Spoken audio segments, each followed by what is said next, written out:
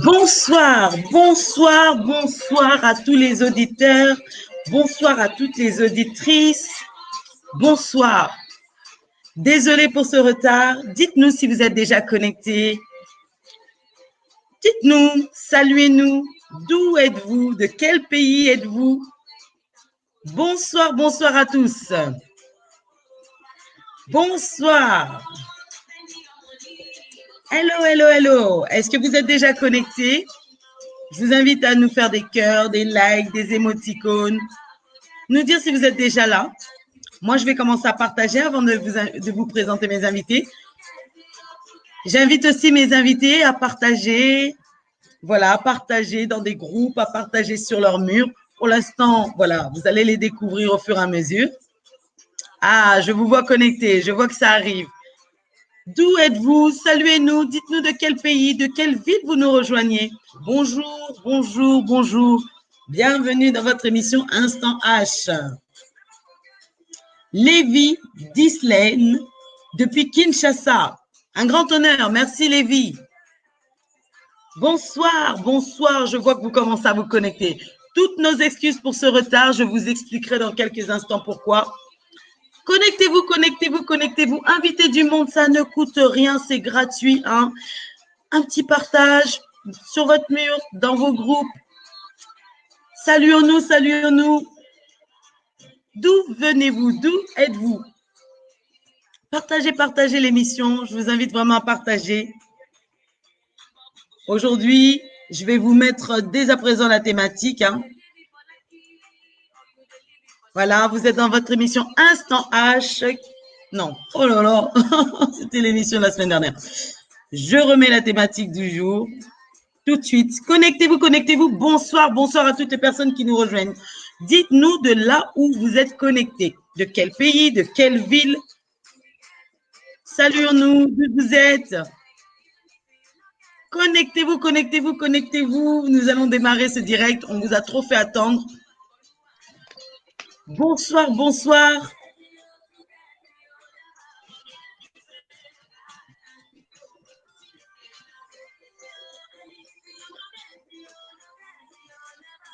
Voilà, nous allons démarrer ce live.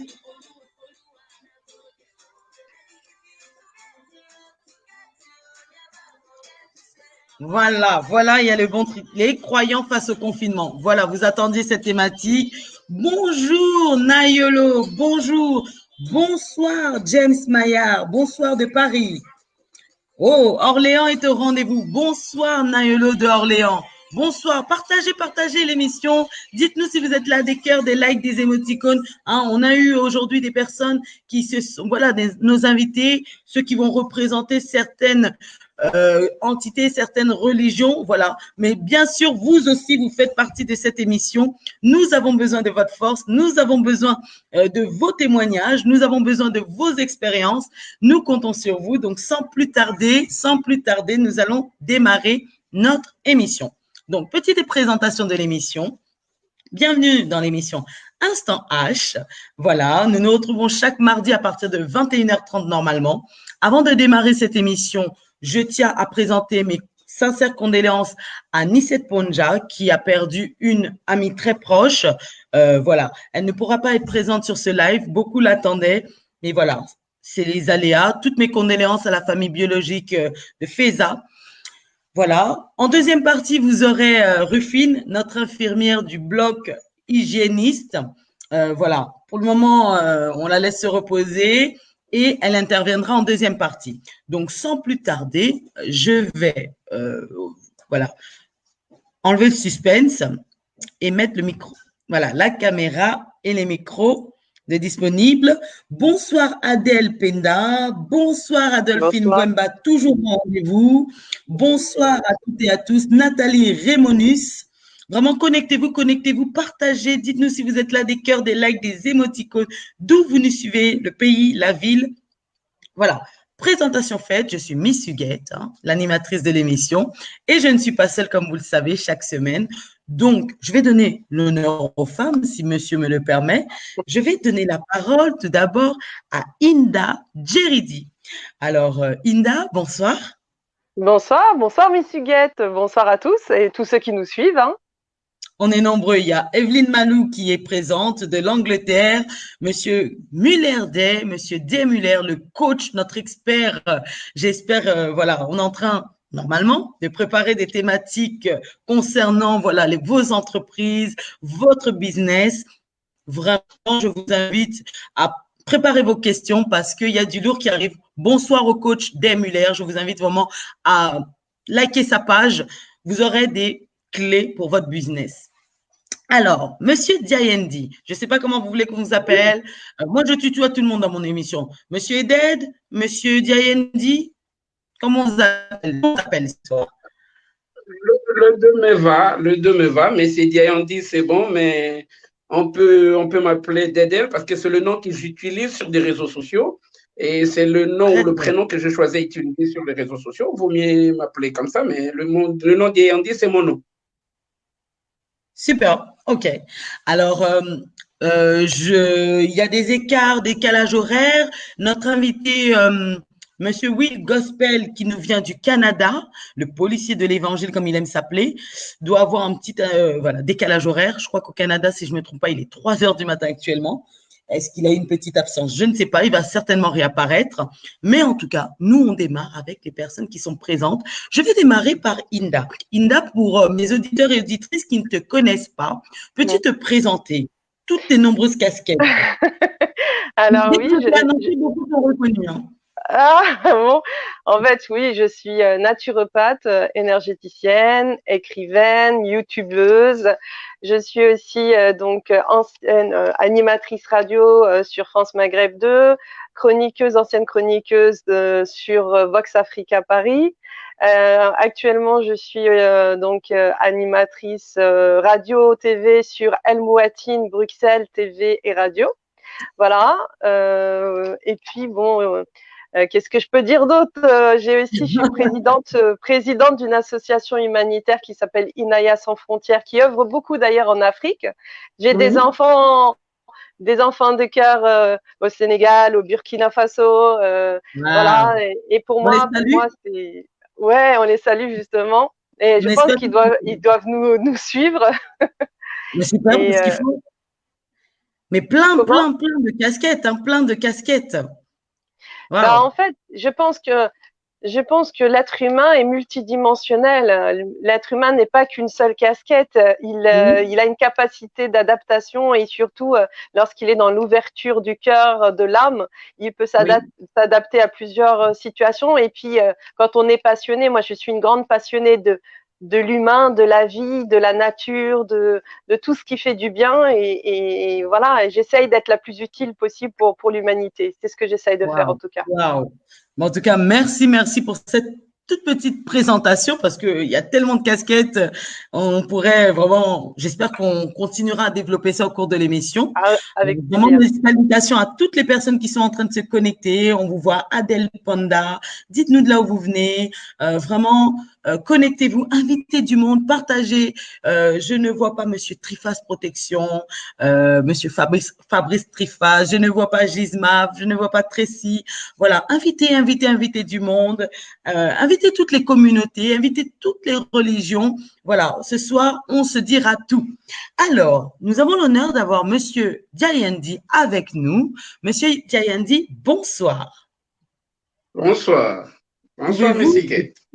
Merci. Peux-tu te présenter pour tous ceux et celles qui ne te connaissent pas?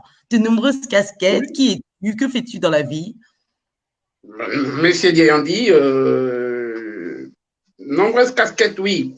Vice-président de l'association Main Tendue, qui œuvre aussi pour des œuvres sociales en Afrique. D'accord. Et surtout, l'unique casquette qui m'amène aujourd'hui ici, c'est plus l'enseignant de l'Évangile. J'enseigne la parole de Dieu dans une plateforme appelée Table du Seigneur. Très chrétien de profession. Très bien, merci pour cette présentation. Donc, on va démarrer notre thématique. Hein. Voilà. Bonjour Tracy Tanda. Ah, ça fait plaisir. Mais je ne vois pas vos partages. Je ne vois pas assez de partages, monsieur. Trifas Protection, d'habitude, partage chaque soir. Monsieur Demuller, vraiment, je compte sur vos partages. Adolphine Wemba, Evelyne Malou, toutes ces personnes connectées, je compte sur votre solidarité. Alors, Si aujourd'hui on a voulu évoquer cette thématique, comme vous le savez, on ne peut pas passer outre. Nous avons tous été amenés à traverser un confinement qui nous a été imposé dans le monde entier, dans tous les domaines, tout a été fermé. Donc nous, en tant que croyants, nous avons aussi subi ce confinement. Et moi, je voulais savoir comment vous l'avez vécu, comment vous l'avez traversé. Et si je peux me permettre, je voudrais savoir, voilà, on le sait, il y a différentes confessions. D'autres m'ont demandé pourquoi on a voulu, voilà, réunir toutes les confessions, parce que voilà, nous aujourd'hui, on veut parler en général des lieux de culte qui ont été fermés, l'impossibilité aux croyants de se réunir, de prier ensemble, voilà, peu importe la confession. Qu'il soit catholique, qu'il soit chrétien évangélique, qu'il soit protestant, qu'il soit musulman, voilà, les juifs, peu importe, les bouddhistes, peu importe, tous, on a été imposés à cette fermeture. Et en plus, c'est tombé pendant des fêtes religieuses aussi, c'était pas évident. Donc, on aurait voulu savoir comment vous avez fait face à ce confinement, comment vous vous êtes organisé pour garder cette relation personnelle et peut-être cette communion, voilà, avec Dieu, avec votre croyance. Donc, je vais donner d'abord la parole à Madame Inda. Alors, Inda, qui peut nous dire de quelle confession elle est? Oui, bien sûr, moi je suis de confession musulmane. D'accord. Donc voilà. Comment je l'ai vécu le Déjà, au confinement? passage, je tiens à saluer tous les musulmans, les frères, les sœurs musulmans qui nous suivent. Je sais que vous aviez une fête il y a très peu de temps. Oui, exactement, oui, donc c'est la fête de la fin du Ramadan. On a vécu le Ramadan confiné. C'était la première fois? Ah oui, c'est la première fois, ça c'est sûr. Mais personnellement, moi je l'ai bien vécu. Comme j'ai expliqué, je l'ai vraiment bien vécu. Pourquoi? Parce que quand on a la foi en Dieu, Yes. tout ce qui nous arrive a un sens. Rien n'est le fruit du hasard dans la vie. On va démarrer la Genèse. Donc, au mois de mars, le président de la République, le gouvernement, et ça en est suivi tous les autres pays, ont décidé de fermer, de confiner Ouais. les pays, dont les lieux de culte. Comment tu as reçu cette information? Comment De tu t'es senti à la base de cette information? toute façon, moi personnellement, encore une fois, je suis quelqu'un de très positive. Donc, je l'ai vécu positivement. Je l'ai pas vécu d'une manière où on m'a puni, non. Et comme c'est dans un but sanitaire, c'est une urgence sanitaire. Donc, c'est pas dans un but justement de faire du mal aux croyants, de dire non, vous allez pas dans votre lieu de pratique. Non, c'est vraiment dans un but de préserver la vie humaine parce qu'on était en présence d'un virus qu'on ne connaît pas, d'un virus qui a causé énormément de morts. Et beaucoup de personnes donc ont été contaminées. Et grâce à Dieu, il y a beaucoup de personnes qui ont été guéries aussi. Hein. Oui. Donc ça, il faut le dire. Mais moi, je l'ai vécu vraiment d'une manière où j'ai une capacité d'adaptation à me dire voilà, tout ce qui vient a un sens. Maintenant, c'est vrai qu'il y a beaucoup de musulmans ou beaucoup de croyants, que ce soit juifs ou même chrétiens qui l'ont vécu très mal parce que pour eux, le fait d'aller dans leur lieu de culte, bah, c'est aussi un lien social, c'est aussi voir les autres. On a besoin de communication, on a besoin de voir les autres, on a besoin de parler. Donc, il y a beaucoup qui ont souffert, surtout ceux qui ont l'habitude d'aller faire la prière, par exemple, du vendredi ensemble et qui vont prier. Donc, c'est vrai que c'est très difficile pour eux. Mais moi, personnellement, en tant que musulmane, je fais beaucoup, donc je suis à la maison, je fais mes prières à la maison, je suis beaucoup. On va y aller progressivement parce que j'ai plein de questions de justement comment tu as fait. Voilà, on me pose plein de questions. Comment j'ai fait? On va y aller. Je vais donner la parole un peu à monsieur pour qu'il ne s'ennuie pas. Monsieur Diayendi. Ça va, oui. Ça va? Tu as entendu voilà, l'introduction de mon invité, comment elle a voilà, entendu voilà, l'annonce de cette fermeture. Et je voudrais savoir par rapport à toi, comment tu t'es senti à l'annonce du président Emmanuel Macron pour la France de ce confinement? Toi qui es conducteur d'une assemblée, d'une église, tu as des fidèles à ta charge, en tant que voilà, conducteur d'une assemblée et en tant que personne morale physique personnellement. Si je réponds en tant qu'humain, en tant que moi personnellement, le confinement, on est deux aujourd'hui sur ces plateaux à le bien vivre. Pour moi, c'était… Normalement, les autres, il y en a qui les vivaient mal. On y va. Sachant que je suis aussi travailleur, je travaille aussi. Oui. Donc, c'était aussi pour moi un moment de vacances, de repos, de se retrouver en famille. Je suis un peu trop famille, ça c'est vrai. Donc, pour moi, personnellement, je dis, personnellement, je l'ai bien vécu. Maintenant, il y a une logique, il y a une réalité. On a senti la mort circuler tout autour de nous et voir même la mort nous toucher directement parce que je connais quand même des gens très proches de moi qui sont morts. Et étant donné que je conduis ou j'enseigne un groupe de gens, toutes ces personnes m'ont manqué aussi, humainement parlant. Ils m'ont manqué aussi, cet lien social m'a manqué aussi, mais manque encore aujourd'hui. Donc, on va en parler. Mais j'avais confiance à des gens que je forme et je sais que chacun, bon, on a gardé encore, heureusement, aujourd'hui, on a tous ces réseaux sociaux, on a gardé ces liens-là numériques. Je prenais de leurs nouvelles. J'avais peur pour eux, pour ma famille en particulier. Ma famille, sachant que j'ai une très grande famille, ma famille en général, je sais même qu'il y en a dans ma famille qui étaient malades, qui me l'ont caché, mais je l'ai su après. J'avais peur. La peur par rapport à l'humain. Maintenant, sur la question qu'on pose, on donnera la réponse. Est-ce que j'ai eu peur sur le plan de ma foi?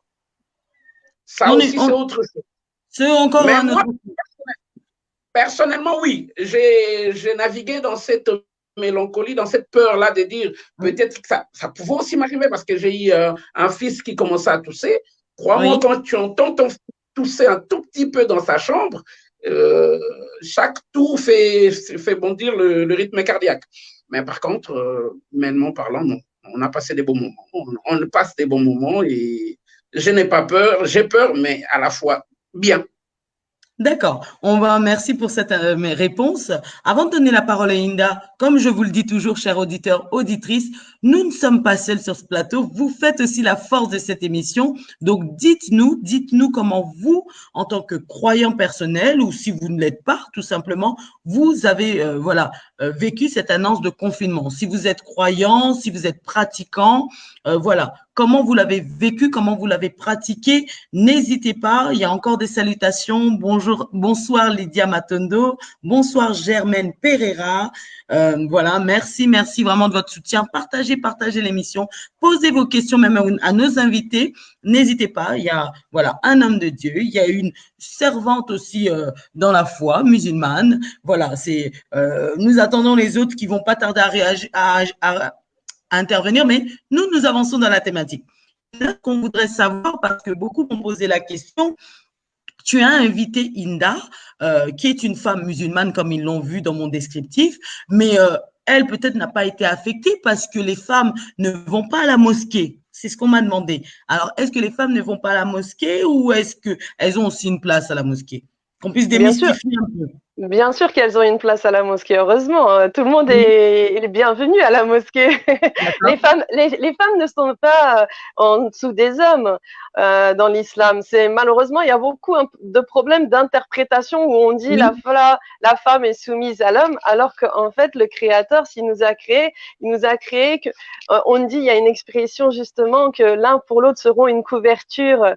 Donc ça veut dire que chacun doit prendre soin de l'autre. Et dans la foi musulmane, la femme a autant de droits que l'homme. Et ça, il faut le savoir. Et c'est vrai qu'on a tendance à dévaloriser la femme, alors que pas du tout. Pas du tout. C'est pour ça qu'il faut… Oui. Elle a vraiment une place dans la société. Mais bien sûr. Ouais. Et en fait, il faut savoir une chose, c'est que donc bon, c'est vrai qu'on connaît pas trop l'histoire, mais à la mort du prophète de l'islam, paix et bénédiction sur lui, c'était sa femme, les compagnons allaient voir sa femme Aïcha qui, elle, justement, enseignait les compagnons parce qu'elle avait une grande culture et parce que justement la femme est très importante. La première femme justement du prophète qui s'appelait Khadija, c'était la première qui a cru au message divin du prophète de l'islam. Et il faut savoir il y a énormément de choses qui sont complètement faussées. Encore une fois, tout dépend de l'interprétation de chaque personne selon son niveau spirituel, selon aussi son enseignement. Parce qu'on ne peut pas, c'est une lourde responsabilité que de dire oui, tu dois agir comme ça. Non, qui je suis pour dire que tu dois agir comme ça? C'est pour ça qu'on dit toujours aller demander aux savants, ceux qui ont la science. Mais il faut faire aussi attention. Moi, je me suis toujours dit, Dieu est amour. Dieu nous a créés d'amour. Il nous a créé du souffle divin et de la terre. Nous sommes un équilibre des deux. Mais avant tout, son amour, sa miséricorde, elle est inconditionnelle. Donc, s'il a créé l'homme, il a créé la femme. Et il n'a pas créé la femme pour qu'elle soit soumise. Il a créé la femme pour qu'elle soit justement complémentaire de l'homme. C'est-à-dire que la femme est différente de l'homme et l'homme est différent de la femme. La femme n'utilise pas la même partie du cerveau que l'homme. L'homme, eh bien, il est plus dans la rationalité, plus dans l'autorité, plus dans... Voilà, alors que la femme, c'est plus la sensibilité, la maternante, tout ce qui est l'émotivité. Ils sont complémentaires. Nous avons en nous une partie féminine, masculine, et ça, il faut le comprendre. Eh bien, tout ça est expliqué. Tout ça est expliqué dans les textes sacrés, mais encore une fois, il y a un passage qui dit « Tout cela ne sera compris que par les doués d'intelligence ». Ça veut dire quoi? Ça veut dire que tout le monde ne peut pas comprendre les textes sacrés. Les textes sacrés sont des textes métaphysiques. Ça veut dire quoi? Ça veut dire que dans ces textes sacrés, il y a des choses cachées que seuls les initiés pourront décrypter. Et c'est pour ça que tout est subtilité, mais tout est là pour notre enseignement. Donc c'est vrai que on pourrait en parler pendant des heures, il y a tellement à dire. Monsieur Diayandi, je vais te poser une question qui m'est parvenue sur WhatsApp. Comment as-tu traversé le confinement, toi, en tant que père de famille, en tant que mari? Parce que ce qu'on entend aussi, hein, moi, je viens avec toutes ces préceptes qu'on vient me donner là. Vous, les hommes de Dieu, vous êtes concentrés dans vos assemblées, vous n'avez pas le temps pour votre famille, vos femmes, vos enfants. Est-ce que ce temps t'a permis un peu de te retrouver avec ta famille? C'est vrai que je m'appuierai sur la réponse que je viens d'entendre. Ça prouve encore une fois de plus que deux fois l'interprétation des Écritures n'est pas assez éloignée. Mais je ne vais pas revenir sur cette réalité de l'égalité homme-femme, que la société veut nous imposer la différence et pourtant ce n'est pas le cas à propos des Écritures. Mais moi, si on me pose la question étant que père des familles, comment je l'ai traversé, c'est la réponse que j'ai donnée pour la première fois. Je suis d'abord pasteur ou je ne suis pas enseignant à 100%. Donc, quand je quitte l'ensemble, quand j'arrête mon enseignement, je dépose cette casquette ou cette costume d'enseignant, je suis à 100% ou tout le temps le père de mes enfants, le mari de ma femme. Donc là-dessus, je trouve que c'est aussi simple que tout.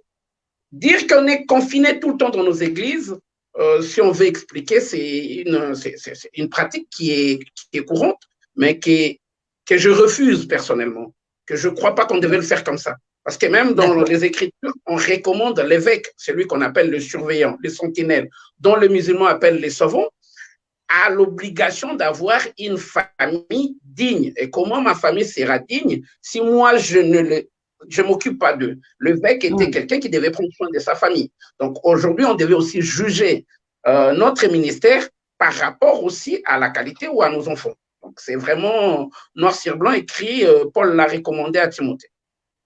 D'accord. Tout à l'heure, Monsieur Diayandi, je vais poser cette question à Inda. Il a parlé de la peur. Les gens ont eu quand même la peur qui nous a entourés. On ne va pas le nier face à toutes ces morts, ces décès autour de nous. Et toi, comment tu l'as vécu, toutes ces informations de décès autour de nous, les proches, les informations? Oui, c'est vrai qu'au début, on regarde, on observe, on regarde, on voit comment ça se passe. On évite de regarder même la télé à un certain moment. Je me suis donné cette discipline de ne plus regarder la télé. Mais à un certain moment donné, il faut le dire, la peur est là, mais on continue de vivre. j'avais peur parce que, comme je l'ai dit, parmi tous les gens que j'ai perdu quelqu'un que je connais, quelqu'un que j'ai prêché avec lui, quelqu'un que j'ai partagé l'affiche avec lui au cours d'un séminaire.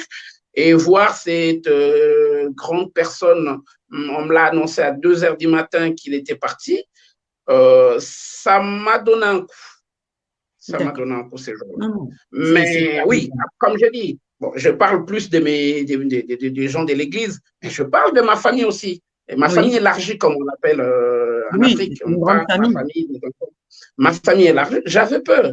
J'étais vraiment scotché à mon téléphone parce que toute ma famille, il faut le savoir aussi, toute ma famille n'est pas chrétienne non plus.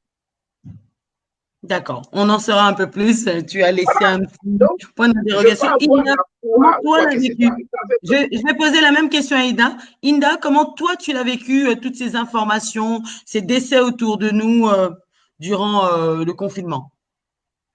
Bah, moi aussi, c'est pareil. Il y a eu des personnes que je connais personnellement qui sont décédées, paix à leurs âmes, de toute confession. Hein. De toute façon, pour moi, je ne fais pas de différence entre un chrétien, entre un musulman, entre un bouddhiste ou un juif ou un athée, même parce que je ne suis qu'un être humain et je ne suis pas là pour juger.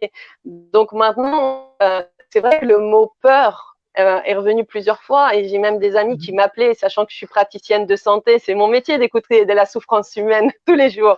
Donc, c'est vrai qu'on essaye toujours de relativiser, même si de toute façon, on sait très bien que la finalité pour chacun, nous allons passer à la mort, nous allons passer justement dans l'autre monde.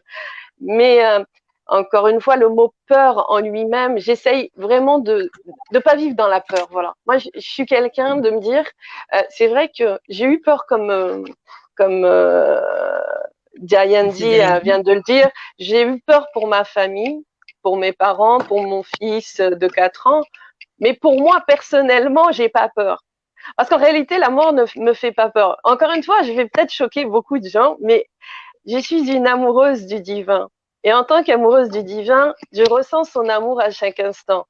Et je n'ai pas peur de la mort parce que la mort n'est pas la fin. La mort, c'est juste la mort du corps. Mais l'âme et l'esprit sont éternels. Et quand on se retrouvera devant la face du divin, de notre créateur, et quand on sent son amour, on est tellement bien que c'est pas pour moi, voilà, j'ai pas cette peur de la mort. La seule peur que je pourrais avoir, c'est pour ma famille, pour mes amis, pour ceux que j'aime. Mais en réalité, c'est vrai que voilà, l'amour et la foi intense permet d'apaiser l'âme. C'est surtout ça. Ok, très bien. Maintenant, voilà, vous nous dites que pour vous personnellement, vous l'avez bien vécu. Nous, on voudrait un peu décrypter toutes les informations que nous avons reçues par rapport à ça, avant de savoir comment vous vous êtes nourri vous-même personnellement, spirituellement. Mais aujourd'hui, vous l'avez mal vécu, comme vous le savez, on a eu pas mal de retours. Je vous en ai fait part un peu en off. Certaines personnes l'ont très mal vécu. Certaines personnes n'ont pas compris ces fermetures en disant que voilà, nous, les lieux de culte, c'est notre moment fraternel, c'est le moment où on peut se retrouver, c'est le moment de communion. Voilà, que en fait la foi est égale en fait à ces rassemblements-là. Et j'ai même été informée pendant la pandémie. Hein. On va aller par exemple en Iran. Il y a eu des chiites, pardon, qui se sont vraiment, voilà, j'ai eu des images, j'ai reçu des images qui étaient vraiment mécontents et ont essayé même de forcer le lieu de culte pour pouvoir rentrer et prier comme ils le faisaient auparavant.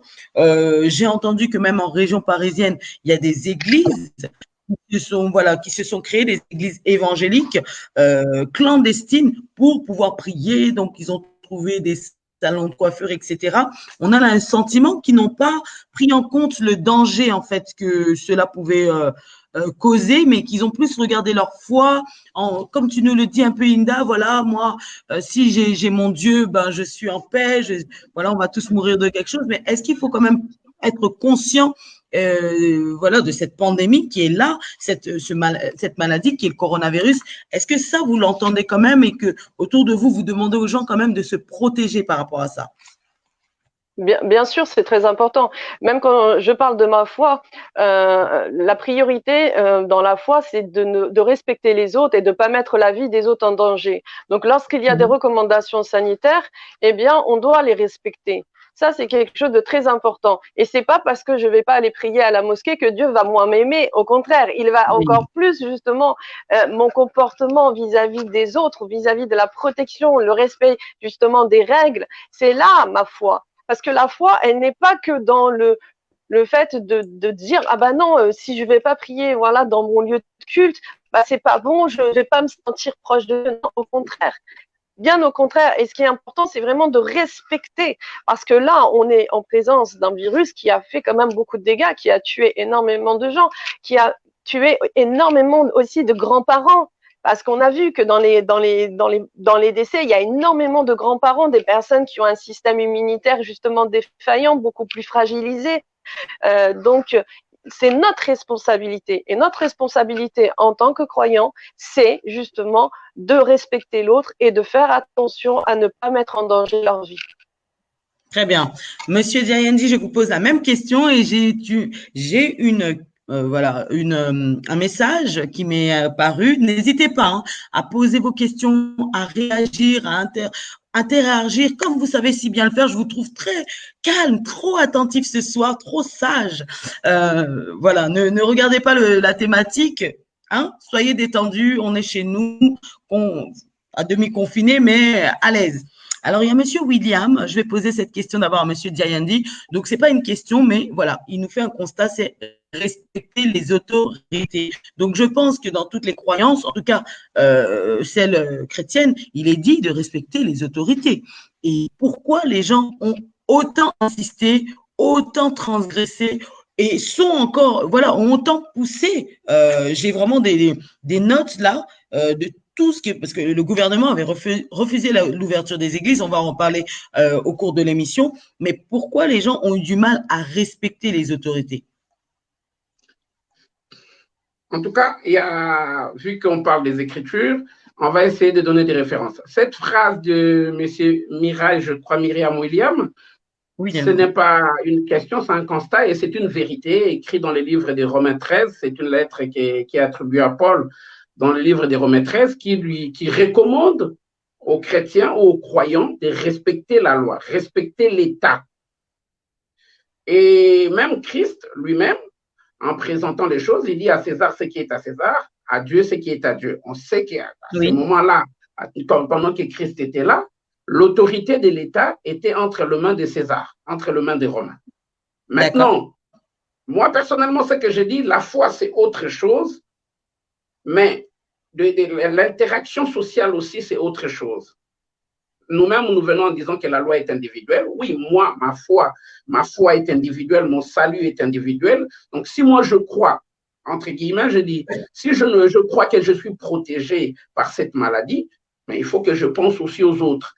Le fait de ne pas vouloir respecter cette loi, surtout face à cette pandémie, qui ni les autorités, ni même nous-mêmes, peuple, on savait vraiment trop bien que c'est quelque chose de nouveau. Ces genres de pandémies, ces genres d'événements, c'est déjà arrivé avec la peste ou d'autres maladies, mais ça fait quand même longtemps qu'on l'a vécu dans cette grandeur-là. Maintenant, respecter les ordres que l'État a donnés, c'était aussi quelque part, ne pas le respecter, c'était quand même quelque part aussi l'égoïsme. C'est vrai que beaucoup de gens se sont agrippés par un verset biblique qui est écrit aussi dans le livre de Romains 10, 24. N'abandonnez pas vos assemblées. Alors, tout le monde est allé récupérer ces versets bibliques pour dire n'abandonnez pas vos assemblées. Alors, moi, je leur recommande juste une chose parce que je suis très contre avec des gens qui récupèrent juste de petits mots des Écritures pour en faire leur doctrine. J'ai dit, écoute, regardons bien dans cet verset qui est écrit dans les livres de Romains 10, 25. N'abandonnons pas nos assemblées, remontez-les un tout petit peu. Allez-y au niveau des 24. Vous verrez qu'au niveau des 24, pourquoi on a dit ça? Parce qu'on était dans l'église primitive où les gens vivaient ensemble, où il y avait cette communauté qui se faisait de bien, qui avait les œuvres de charité, on prenait soin les uns les autres. Cet côté, n'abandonnez pas vos assemblées, c'était tout simplement ne soyez pas égoïstes. Donc, occupez-vous des autres, des plus démunis. Maintenant, est-ce que face à ces problèmes, le fait d'aller à l'église, on s'occupe des plus démunis, parlant des personnes âgées, ou on le met en danger. Il ne faut pas prendre les choses à sa manière pour dire, voilà, on m'a dit n'abandonnez pas vos ensemblées, même si l'ensemblée brûle, je vais y rentrer dedans pour brûler avec mon ensemblée. Normalement, ce n'est pas comme ça. Je dis, c'est de l'égoïsme qui a poussé les gens à aller vite dans cette histoire de croire à des lieux sacrés. Donc, le problème était là. On est rentré dans une logique. Ce que tu nous dis là, mais notre foi ne peut pas nous sauver de tout. En allant dans le lieu sacré, c'était peut-être pas une bonne manière d'inviter les gens de continuer à y aller. Est-ce que selon toi, s'il n'y avait pas eu cette interdiction formelle de l'État, les gens auraient continué? Je crois même qu'avant l'interdiction de l'État, ça devait venir des églises. Si on est sage. Je pose juste une question. On parle, si tu peux généraliser, des lieux de culte. Oui, des lieux de culte en général. Maintenant, la question que je pose, c'est ultra simple, parce que normalement, je parle plus de la Bible qu'autre chose. Je pose une question parce qu'il y a Madame Indra qui m'a dit qu'il était naturopathe. Super. Est-ce que la Bible reconnaît que l'homme doit se soigner? Oui. Bien sûr. Voire même la Bible recommande que l'homme se soigne avec des plantes. Il dit dans le livre d'Ézéchiel 14, 12, vous allez planter des plantes, de fruits vous allez manger, et des feuilles sera pour vous des remèdes. Donc la Bible reconnaît déjà à la base la pratique de cette médecine traditionnelle, mais c'est que nous on appelle chez nous la médecine traditionnelle. En ma langue on dit qui sait beaucoup. Donc moi je me soigne beaucoup par des plantes, je bois beaucoup de tisane. Maintenant, est-ce que dans la Bible, il y a eu plusieurs exemples de gens qui étaient malades, qu'on les a recommandés, il était malade, on dit, tu es malade, fais ta prière et prends les médicaments. Il y a un roi, Asa, qui était dans la Bible, on a dit qu'Asa était malade, il avait un problème avec son pied. Ce qu'on lui reproche, ce n'est pas d'aller voir le médecin, non, ce qu'on lui reproche, on dit, il était malade, il a donné sa vie au médecin, mais il n'est pas allé voir prier, il n'est pas allé prier.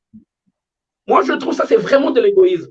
Je peux sortir plusieurs références bibliques où la Bible reconnaît et recommande, même dans le livre d'Exode, la Bible dit quand tu vas te battre avec ton prochain et que ton prochain sera alité, il sera malade, et tu payeras l'argent pour qu'il se soigne. On est en Israël, dans la Bible, on est vraiment. On va donner la parole à Linda pour qu'elle nous donne sa position aussi par rapport à cette partie. Pour cette interdiction qui a été imposée, mais que les gens voulaient quand même transgresser. Est-ce que tu as trouvé ça sage ou pas? Les gens ne respectaient pas les autorités? Je suis pareil, je pense la même chose justement que notre autre invité, dans le sens où lorsque l'autorité justement ferme les lieux de culte, il le fait pas par punition, il le fait pas pour punir les gens, il le fait dans un but d'urgence sanitaire pour préserver la vie.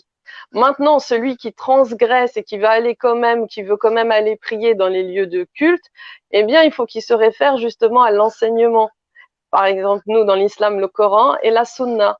Eh bien, dans la Sunna, c'est-à-dire les recommandations du prophète, dans la vie du prophète, il a bien expliqué que lorsqu'il y a une pandémie, de ne pas bouger de leur lieu d'habitation, de rester justement pour préserver leur vie, la vie de leur famille et aussi ceux qui sont à l'extérieur pour pas les mettre en danger.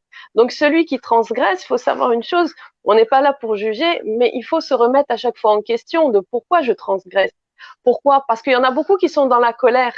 En fait, c'est plus une question d'ego, d'orgueil que de foi. Je vais loin là, mais c'est une réalité.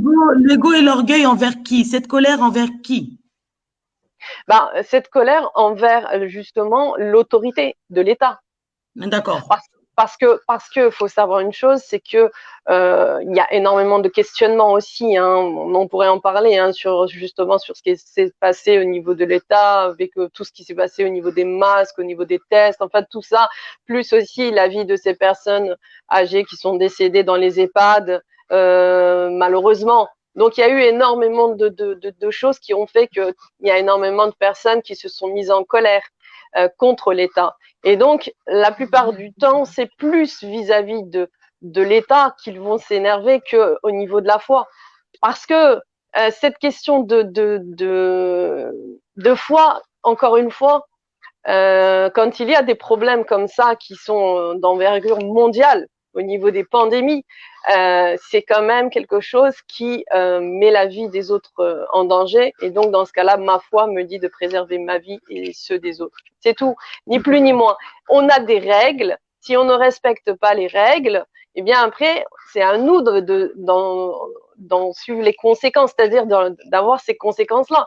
Parce que pourquoi je vais transgresser? Pourquoi je vais aller mettre en danger? C'est comme ces personnes qui vont aller dans les églises, qui vont aller en cachette, prier. Mais pourquoi?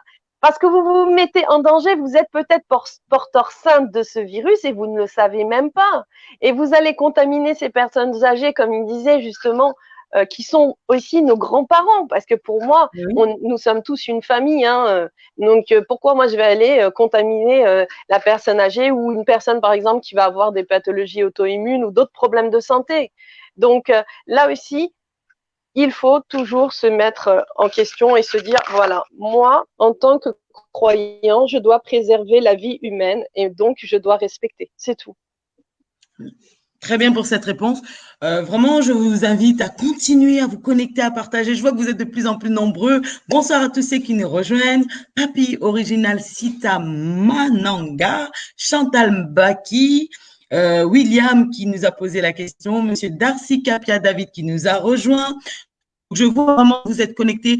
Vraiment, participez activement à cette émission. On me dit que c'est très intéressant. Beaucoup me remercient. Écrivez sur Facebook directement parce que vous écrivez sur mon téléphone. Comme ça, je diffuserai vos questions.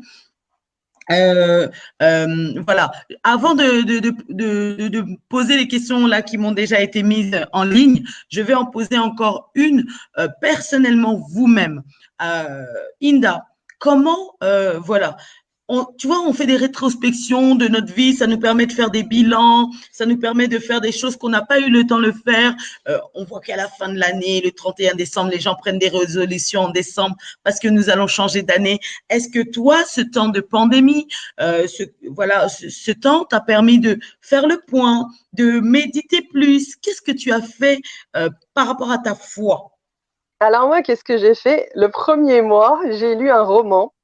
Et ce roman, il va faire peur un petit peu le nom, parce qu'à chaque fois que je parle du titre de ce roman, ça fait peur, alors que pas du tout. C'est Shaitan, d'accord? Et le Shaitan, c'est en fait le diable. C'est le nom du diable dans l'islam. Et en fait, ce roman, c'est un roman qui parle justement à la fois de l'islamophobie, mais à la fois aussi du terrorisme. Et c'est sous le regard d'un petit garçon de 12 ans qui va être élevé par des bédouins, donc il est orphelin, il va être élevé par des bédouins dans le désert de l'Arabie Saoudite. Et c'est extraordinaire parce qu'il nous emmène, il va rencontrer ce jeune, un homme qu'il appellera Shaitan, parce que cet homme, c'est le mal incarné. Et en fait, c'est quelque chose, c'était une aventure parce que ça m'amenait face à nos propres, je parlais de parties obscures, face à nos propres émotions négatives.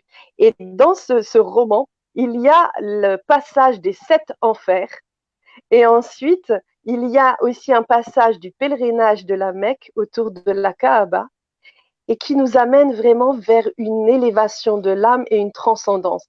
Et ce roman m'a permis de vraiment travailler vers la patience, vers l'acceptation. Parce que, en fait, c'est quoi un confinement? Un confinement, c'est comme une prison. Pour beaucoup, c'était une prison. Mais ce confinement, je l'ai vécu plus comme quelque chose, une chance. Parce que nous sommes dans la société du fast-food, dans la société de surconsommation, et on oublie de se poser, on oublie de vivre l'instant présent. Et ben, en fait, grâce à ce confinement, j'ai vécu l'instant présent.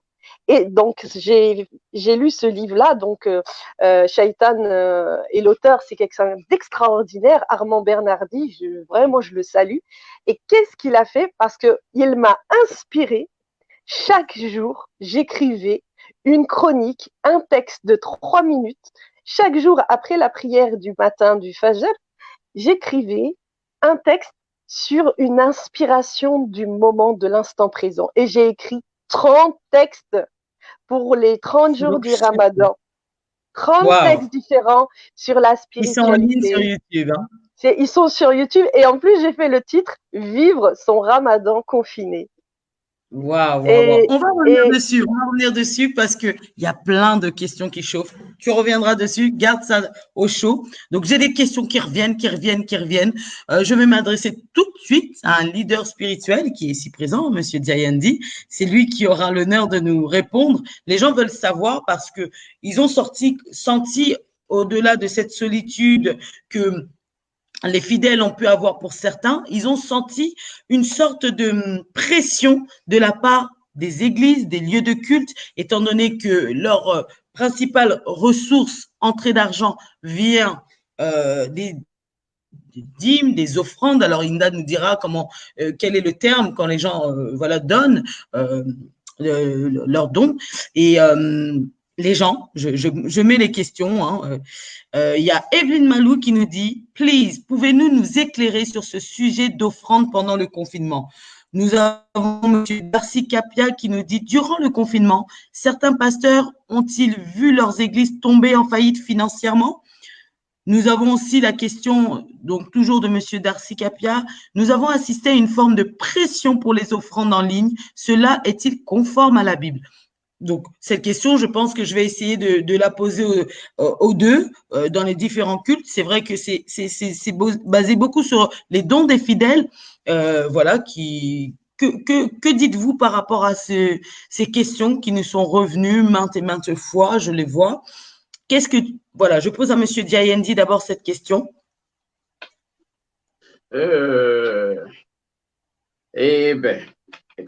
C'est une question qui est simple, une question difficile, une question compliquée, mais on va expliquer. Depuis la nuit des temps, il y a cette histoire des offrandes, des dîmes, de donner l'argent à l'église ou ne pas donner l'argent à l'église. Je crois que j'ai déjà expliqué tout début du confinement. J'avais fait une vidéo de 3 minutes sur mon compte Facebook où j'avais dit tout simplement pendant ces 3 minutes que des hommes de Dieu ont raté l'occasion de prouver au monde entier qu'on n'est pas là que pour l'argent. Et j'ai expliqué, donc je renvoie les gens d'aller voir cette vidéo parce que je me suis expliqué là-dedans. J'ai tout simplement expliqué qu'aucun parent, aucun papa, quand on vient de lui, il rentre du travail, on lui dit que son enfant vient de faire une malaise ou sa femme est mal à l'hôpital, posera la question, où est mon portefeuille? Il posera la question, si mon salaire est passé. La première chose, il va courir voir sa famille pour dire tout simplement où sont mes enfants, où est ma femme. Alors, on est arrivé à un moment où on nous a annoncé une sorte de confinement, une maladie, une pandémie, quelque chose d'extraordinaire et de grave qui vient d'arriver, une maladie qui tue. On a vu des gens mourir, des gens à l'hôpital, sous assistance respiratoire. Et on a fermé des églises. La première chose, malheureusement, que beaucoup, pas tous, beaucoup des églises ont fait directement, ont mis des références bancaires en ligne pour demander de l'argent. Et ça personnellement, ça m'a choqué. Ça ne m'a pas choqué le fait de demander l'argent.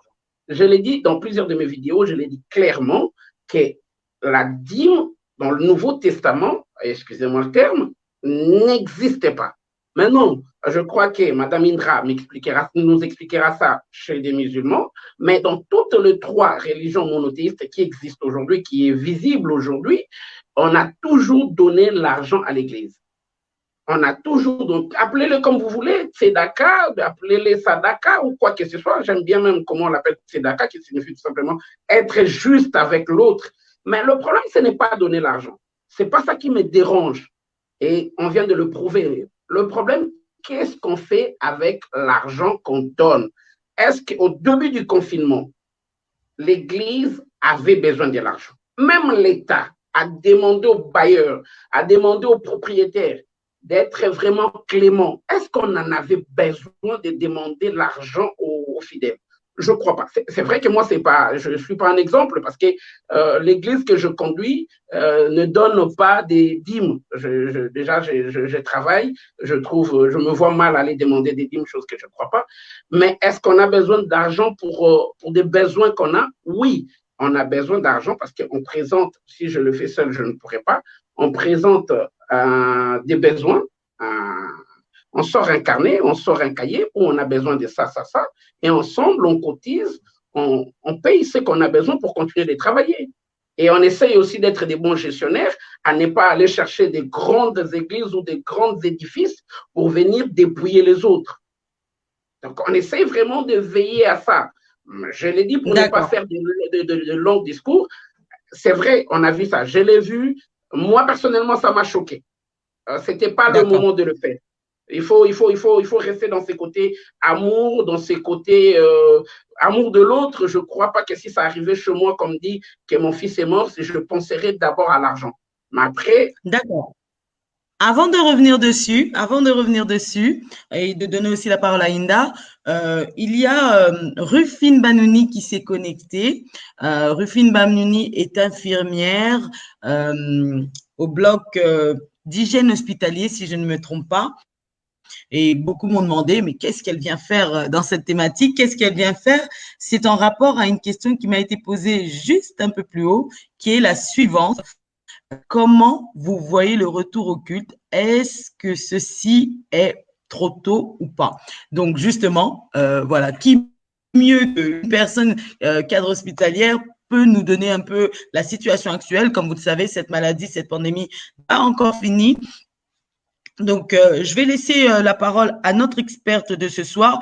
Merci Rufine, merci beaucoup. Je la remercie parce que c'était difficile pour elle de faire l'émission aujourd'hui. Bonsoir Rufine, est-ce que tu nous entends bien? Allô? Il faut débloquer le micro. Allô? On ne t'entend pas. Il faut débloquer le micro.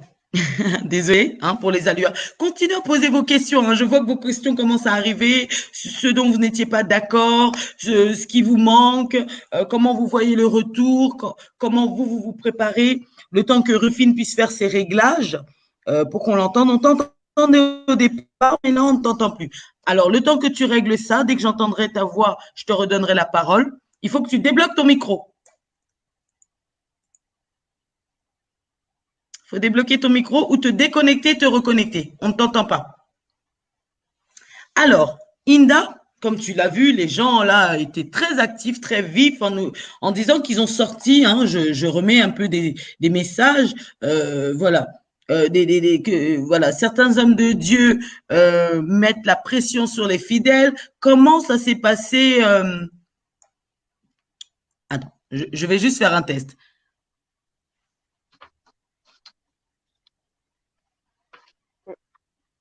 Bonsoir, Rufine. Allô? Allô, allô? On ne t'entend pas. Il faut enlever le micro. Alors, on te laisse le temps de trouver la manipulation, mais nous, on ne t'entend pas. On te voit très bien, mais on ne t'entend pas. Alors, pour ne pas perdre les auditeurs et auditrices qui sont connectés, voilà, on nous a mis beaucoup de messages. Donc, pour répondre déjà à cette question, Inda, qu'est-ce que toi, tu peux dire? Est-ce que vous, voilà, je sais que vos moments de réunion ont lieu combien de fois par semaine? En fait, les prières, c'est tous les jours, mais il y a surtout la prière du vendredi qui, celle-ci, est très importante donc dans l'islam. Et donc, tous les vendredis, il y a cette prière justement du vendredi où tout le monde se retrouve à la mosquée, que ce soit les hommes ou les femmes, ils vont prier. Et c'est vrai que cette question, dans l'islam, un des piliers de l'islam, c'est le zakat, c'est l'aumône. Donc déjà, c'est intégré chez nous. L'aumône, le fait de donner de l'argent, c'est déjà quelque chose de normal. Le fait de donner aux démunis, le fait justement de participer, c'est un peu ce qu'on fait dans l'humanitaire où on cible. C'est-à-dire que les gens savent pourquoi ils vont faire des dons. Ils savent que, par exemple, c'est pour une opération, que c'est pour, par exemple, construire, je sais pas, un puits en Afrique.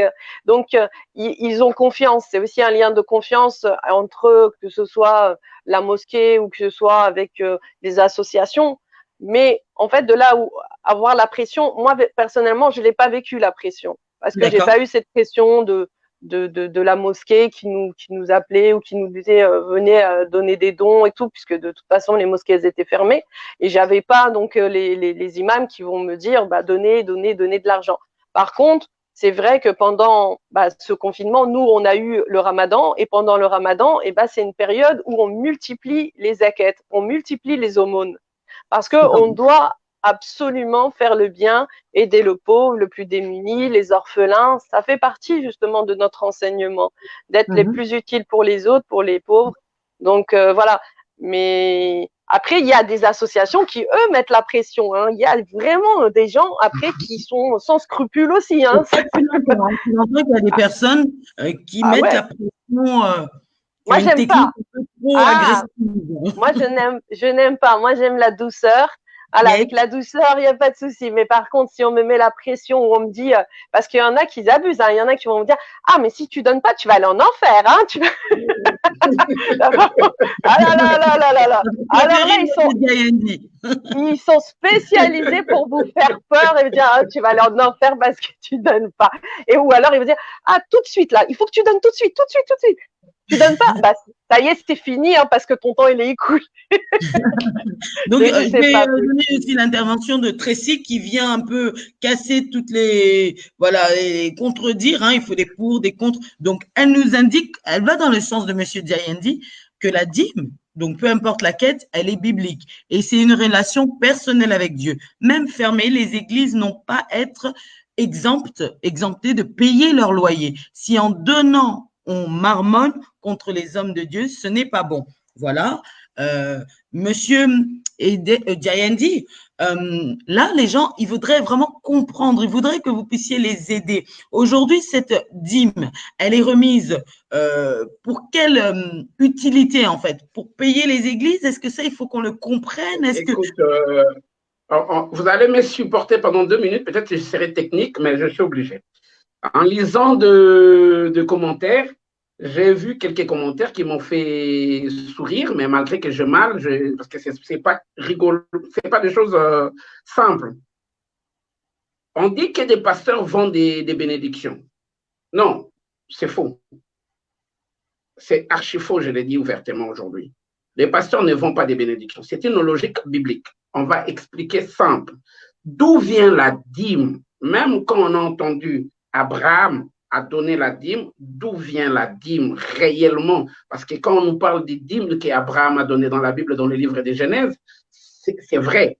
Mais on a institué la dîme le jour où on a partagé la terre d'Israël. En partageant la terre d'Israël, on a recommandé, parce que c'était des agriculteurs, c'était des gens qui vivaient de la terre. Et même leur calendrier, c'était un calendrier qui était calé par rapport aux récoltes et au moment des semences. Donc, on a partagé la terre à tout le monde. Tout le monde avait quelque chose pour exploiter. Il y a un tribu qui était des Lévis, des tribus des Lévis. Une tribu des Lévis qui était la même tribu que Moïse, Moussa pour des musulmans. Mais à cette tribu-là des Lévis, on n'a rien donné. Donc, ils n'avaient pas d'héritage de la terre. Et ils étaient censés travailler au temple. Mais c'est pour ça que je dis, tout l'argent qu'on donne à l'Église, il faut se remettre dans la tête avant de parler du côté spirituel. Il y a d'abord le côté logique. Nous avons l'impression que les choses de Dieu est tellement spirituelle, tellement en haut, tellement les gens disent qu'on ne comprend pas. Non, il y a la logique. La logique vient des choses de Dieu. C'est tout à fait normal qu'ils n'avaient pas d'héritage, ils n'avaient pas de quoi travailler la terre. Les autres, les 11 tribus, étaient censés de leur donner 1/10 pour qu'ils puissent vivre, pour qu'ils puissent au moins se concentrer aux choses de Dieu. La question qui se pose aujourd'hui, moi personnellement, je ne souhaite pas le faire parce que je ne suis pas un carriériste de la parole. Mais est-ce qu'aujourd'hui, il y a possibilité de tout arrêter, de se concentrer qu'à l'Église? Il y en a qui ont fait ce choix-là. Je trouve ça un peu limite. Ça, c'est mon opinion. Et ça n'engage que moi. Moi, j'estime qu'on peut être à l'église et travailler à côté pour éviter certaines choses. Ce n'est pas moi qui l'a dit. Je crois qu'on est à peu près dans la même opinion que l'apôtre Paul, qui a dit qu'il sera toujours indépendant financièrement pour ne pas faire insulter le nom du Seigneur. Donc, si quelqu'un travaille plus que Paul aujourd'hui, bravo. Maintenant, il y a une deuxième logique qui est dans les livres d'Exode aussi, où Dieu dit à l'Israël, préparez-vous, je descends. Tout à l'heure, vous vous êtes adressé à moi en m'appelant leader. Et ce mot-là, leader, c'est une bêtise absolue. J'assume ce que je dis. C'est parmi les deux, parce qu'on a 5 ministères dans l'Évangile, mais aujourd'hui, nous avons plus 5 ministères dans l'Évangile, nous avons 7 aujourd'hui. On a introduit dans le ministère 2 autres ministères qui n'existaient pas, que je trouve aujourd'hui à l'Église, leader et deuxième coach. Le 2, je ne sais pas où est-ce qu'on est allé le ramasser. Mais bravo. Donc, arrivé l'Israël, Dieu dit à l'Israël, je descends, je viens vous voir, on va discuter. Et une fois que Dieu est descendu de son nuée, l'Israël a dit non, non, non, non, non, non, non, non, tu es trop pur pour nous, reste là-bas. Toi, Moïse, va voir Dieu et rapporte-nous des nouvelles. C'est le peuple qui a voulu que Moïse aille à leur place. Et aujourd'hui, cette réalité, c'est ce qu'on est en train de vivre aujourd'hui. De la même manière que c'est le peuple qui a demandé à Aaron de fabriquer l'idole, c'est le peuple qui ne veut pas se convertir. Le peuple qui ne veut pas donner sa vie réellement à Dieu, ils ont créé des leaders, ils ont créé des hommes de Dieu en leur disant, nous, on ne veut pas apprendre, nous, on ne veut pas s'approcher de Dieu. Mais on nous a appris que ces dieux-là a des bonbons, a des bénédictions, a des mariages, a de la prospérité. Donc, vous, hommes de Dieu, allez-y là-bas, priez, rentrez dans des jeûnes et priez, mais nous, on va vous donner des dîmes. C'est lui qui a installé ces jeux-là, quelque part aussi, c'est des croyants. Puisque la je vais rebondir sur quelque chose que tu viens de dire, Monsieur Diayendi, concernant en fait ce danger. Tu as dit qu'on était dépendant à un moment. Tu as parlé de la dépendance des fidèles. Et tout à l'heure, on a évoqué en fait. Je vais connecter juste mon.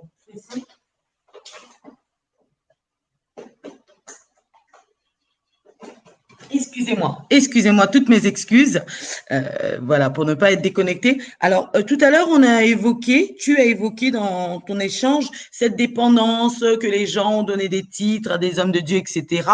Je reviens à cette dépendance. Vous avez évoqué tous les deux, Inda et Diayendi, les dangers, en fait, vous avez évoqué qu'il y avait des gens qui se sentaient mal, il y avait des gens qui, vous pouviez comprendre, qui étaient seuls pendant ce moment-là. Je ne sais pas si dans les deux religions que nous avons aujourd'hui sur le plateau, il y avait le culte primitif, le culte personnel à la maison, l'église primitive pour les chrétiens et pour les musulmans aussi, une prière vraiment personnelle ou familiale à la maison. Aujourd'hui, on voit que les gens sont devenus dépendants des hommes de Dieu, dépendants de l'église. Moi, ce que j'ai eu comme retour lorsque j'ai lancé cette thématique, c'est mon église me manque, les fidèles de l'église me manquent. Voilà, cette communion fraternelle me manque. Est-ce que les chefs religieux n'ont pas rendu les gens aussi trop dépendants de l'église, le lieu de culte, bâtiment physique, au lieu d'avoir une relation personnelle avec leur Dieu, comme Inda le disait, elle est chez elle, elle a décidé, et elle nous approfondira peut-être les raisons du pourquoi, du comment, méditer chez elle. Aujourd'hui, qu'est-ce que vous dites par rapport à ça? Est-ce que les fidèles ne sont pas trop dépendants des hommes de Dieu? J'ai même entendu dire une fois qu'un homme de Dieu ne disait pas quand il se déplaçait à l'extérieur ou allait en vacances de peur que ses fidèles ne viennent pas pendant son absence. Monsieur Diayendi? Vice-versa. Il y a des fidèles qui dépendent maintenant de leurs hommes de Dieu, en les nommant Dadi ou tous les noms que j'entends. Et il y a aussi des hommes de Dieu qui sont dépendants financièrement de leurs fidèles. C'est un jeu où il y a, excusez-moi le terme, le tango, c'est danse à deux. C'est vraiment une danse. Écoute, dans la Bible, il y a un livre dans la Bible, avant d'arriver dans la royauté ou dans la monarchie d'Israël, il y a un livre qu'on appelle le livre des juges. Et dans ce livre des juges, quand on les lit, il y a eu plusieurs juges en Israël, mais il y avait un va-et-vient des hommes. Donc, l'Israël rentrait dans l'idolâtrie et cherchait un leader. Donc, ne croyons pas que cette logique des leaders, parce que le mot leader, parce que maintenant tout le monde parle l'anglais, et moi, alors, avec l'anglais, ça fait des fois deux. Mais en regardant sur mon ordinateur, sur Google, on me dit que leader signifie chef. Donc, comment voulez-vous dire Jésus-Christ est notre chef, mais vous avez aussi un autre chef qui est là avec vous. Donc, c'est pareil, comme je disais, on a fabriqué l'idole en disant, faites, non, c'est pas ce qui est devenu Moïse là-haut. Il voyait bien la montagne en train de brûler. Hein. Il voyait bien Josué était là en train de les regarder. Mais il dit, on ne sait pas ce que Moïse est devenu là-haut, fabrique-nous un idole. Donc, la logique fait qu'on cherche un leader. Pourquoi? Parce que l'Église, les fidèles en général, refusent d'échanger. Les fidèles refusent de comprendre la prof. Aujourd'hui, un exemple que j'assume, c'est que je dis comme je dis, on fait une affiche, on dit, venez à l'enseignement biblique, tel thème. Il y aura des gens qui vont venir. Il y aura 4, 5, 6. Mais essayez d'écrire, venez vivre la puissance du miracle de Dieu. Beaucoup de termes. Là, il y a du monde qui vont arriver. Je vais donner un exemple. Je me suis présenté à Paris. On m'a invité quelque part à Paris. Je suis arrivé. J'ai salué mon hôte, c'est lui qui m'avait invité. En le saluant, il me dit, c'est quoi ton nom? J'ai dit, frère Franklin. Et on m'a changé de place. On m'a changé de place. Alors, il y avait quelqu'un dans cet endroit qui m'a regardé de loin. Il me dit, mais tu n'es pas enseignant? Je dis, oui. Ah, mais non, il ne faut pas s'asseoir là-bas, il faut venir ici. Il vient me reposer la question une deuxième fois qu'on m'a changé de place. Vous êtes qui? Mais premièrement, je suis ton frère. Avant de me coller tous ces titres que vous voulez me coller, reconnais d'abord que je suis votre frère. Je vais poser une question qu'on puisse échanger tous ensemble. Inda, est-ce que chez vous aussi, il y a autant de titres? Chez nous, il y a des daddies, il y a des pères, il y a des papas, il y a des… peu importe le titre, des archi, des évêques, des révérends, etc. Est-ce que chez vous aussi, on leur donne beaucoup de titres qui peuvent aussi, tu parlais d'orgueil tout à l'heure, faire monter aussi en puissance l'orgueil, l'ego, même des chefs religieux, hein, on parle que des fidèles.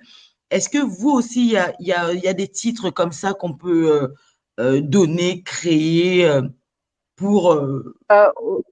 Moi, j'ai pas entendu dans l'islam beaucoup dire mon père pour, par exemple, un imam ou un shir, parce que c'est surtout les imams ou les shirs, donc les savants, hein, qui normalement sont des savants, parce qu'il y a beaucoup aussi qui se proclament imams, malheureusement, mais qui n'ont pas fait les études, parce qu'il n'y a pas, comme dans la religion chrétienne, le clergé qui, voilà, il n'y a pas cette autorité-là. Maintenant, c'est sûr que dans l'islam, on nous dit toujours, on a un Dieu, nous devons adorer qu'un Dieu. Il faut faire attention parce que parfois, certains humains ont tendance à faire un peu le culte de la personnalité, par exemple pour un shir, pour un maître, et qui vont mettre par exemple leur photo, qui vont mettre la photo du maître chez eux.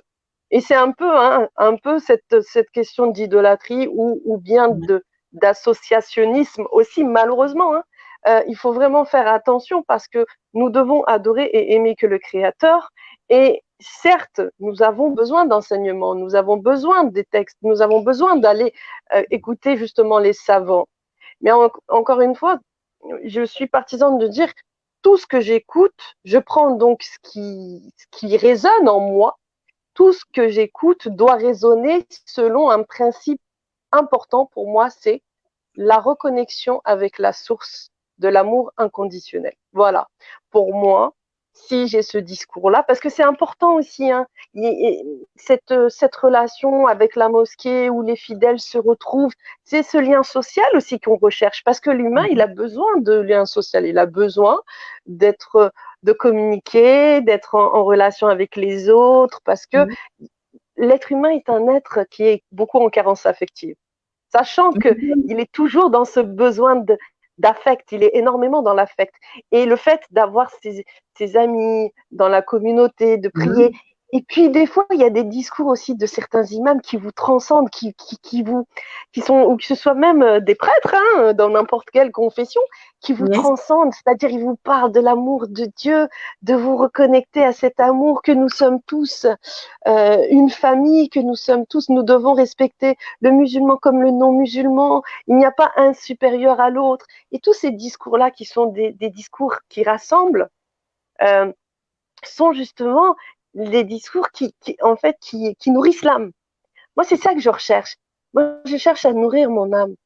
Et des fois, je vais m'asseoir. Je suis déjà partie justement voir un prêche dans une église évangéliste. Je suis déjà partie voir un prêche dans une synagogue. Je suis déjà partie dans une église écouter un prêche parce qu'il y avait, je me rappelle à Paris, c'était la médaille miraculeuse où il y avait des fidèles et tout. Moi, je me nourris. Pour moi, nous sommes une famille. Aujourd'hui, Dieu nous a donné un message. Le message, c'est quoi? C'est apprends à te reconnecter. Ce que tu as vécu là, c'est en fait ton combat face à tes propres parties négatives, tes propres doutes, tes propres peurs. Et ben là, il t'a permis de te reconnecter au divin. Voilà, moi, ce que je dirais, c'est aimons-nous les uns les autres et faisons en sorte de nous rassembler et arrêtons de croire qu'il y a une communauté supérieure à l'autre. Dieu n'a jamais dit ça. Jamais. Il a envoyé les prophètes pour nous enseigner le bon comportement et même le prophète de l'islam, paix et bénédiction sur lui, a dit les autres prophètes ne sont pas inférieurs à moi.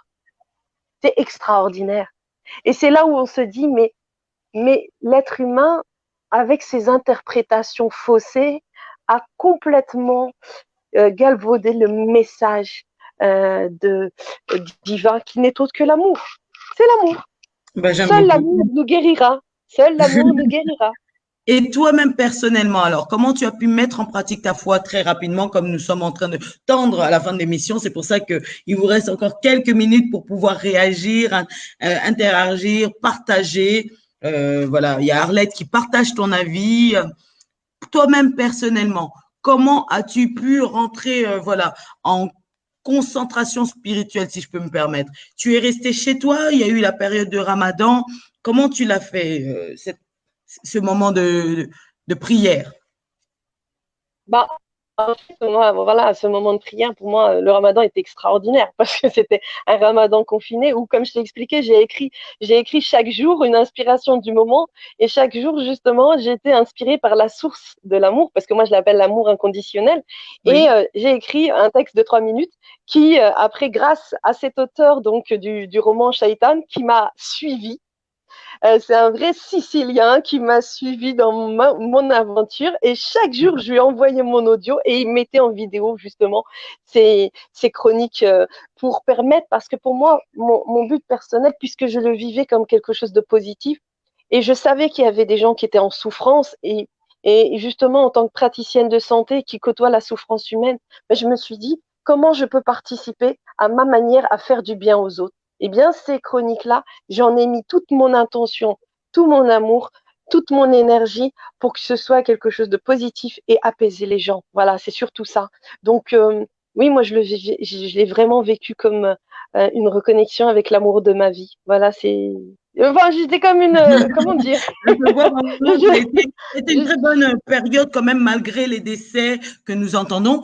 Pour toi, personnellement, quand même, ça a été un moment de bonne relation, concentration avec Dieu. C'est bien ça?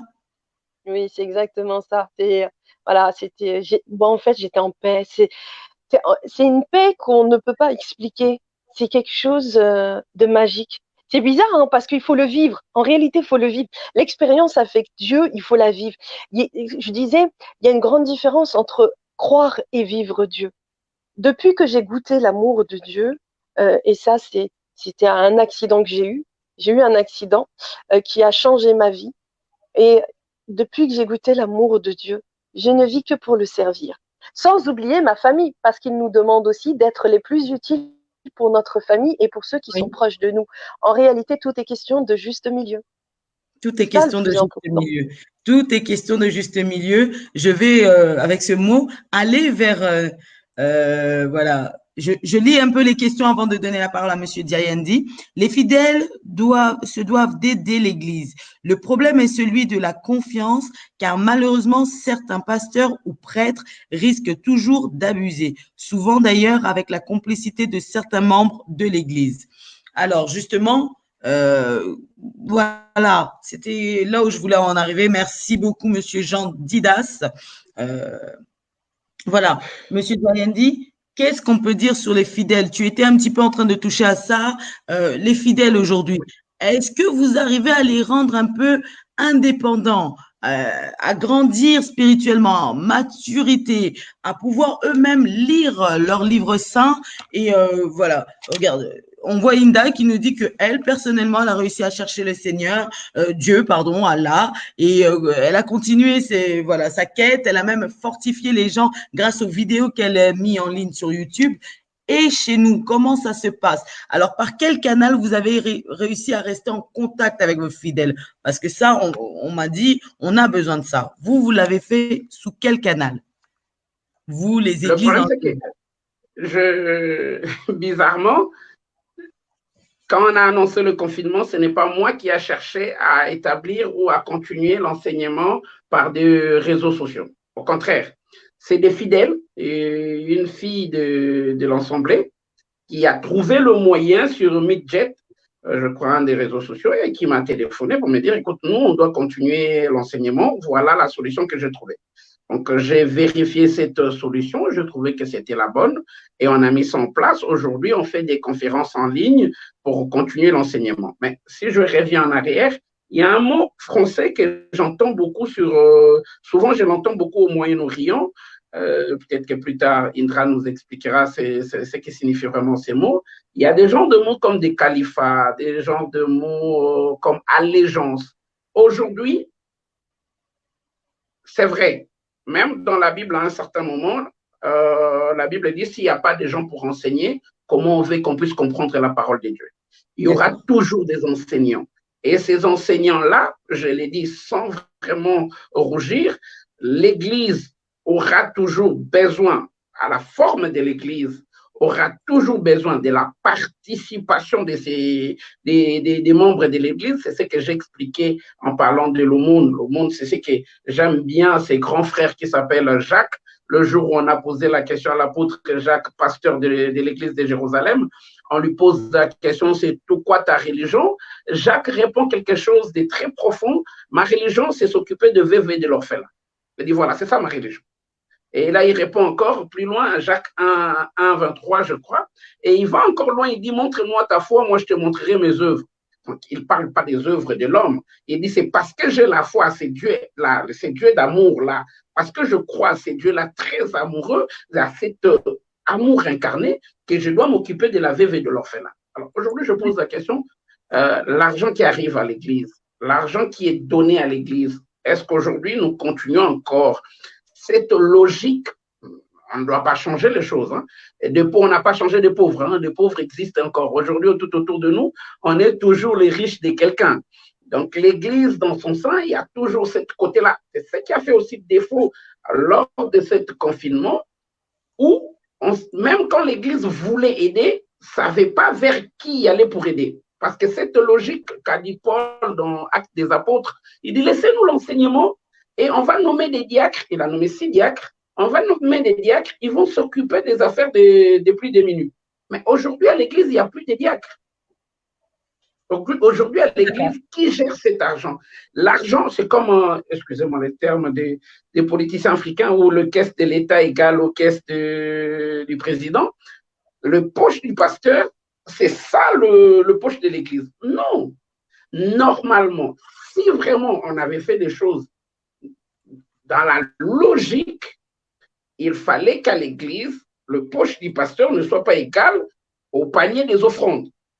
Normalement, on devait avoir des gens qu'on appelle des diacres qui devaient s'occuper des affaires courantes, des plus démunis. Aujourd'hui, on renvoie encore des plus démunis au Resto du Cœur. Et voire même, je dis, on sort dans des magasins où on voit des gens récupérer de la nourriture pour les Restos du Cœur.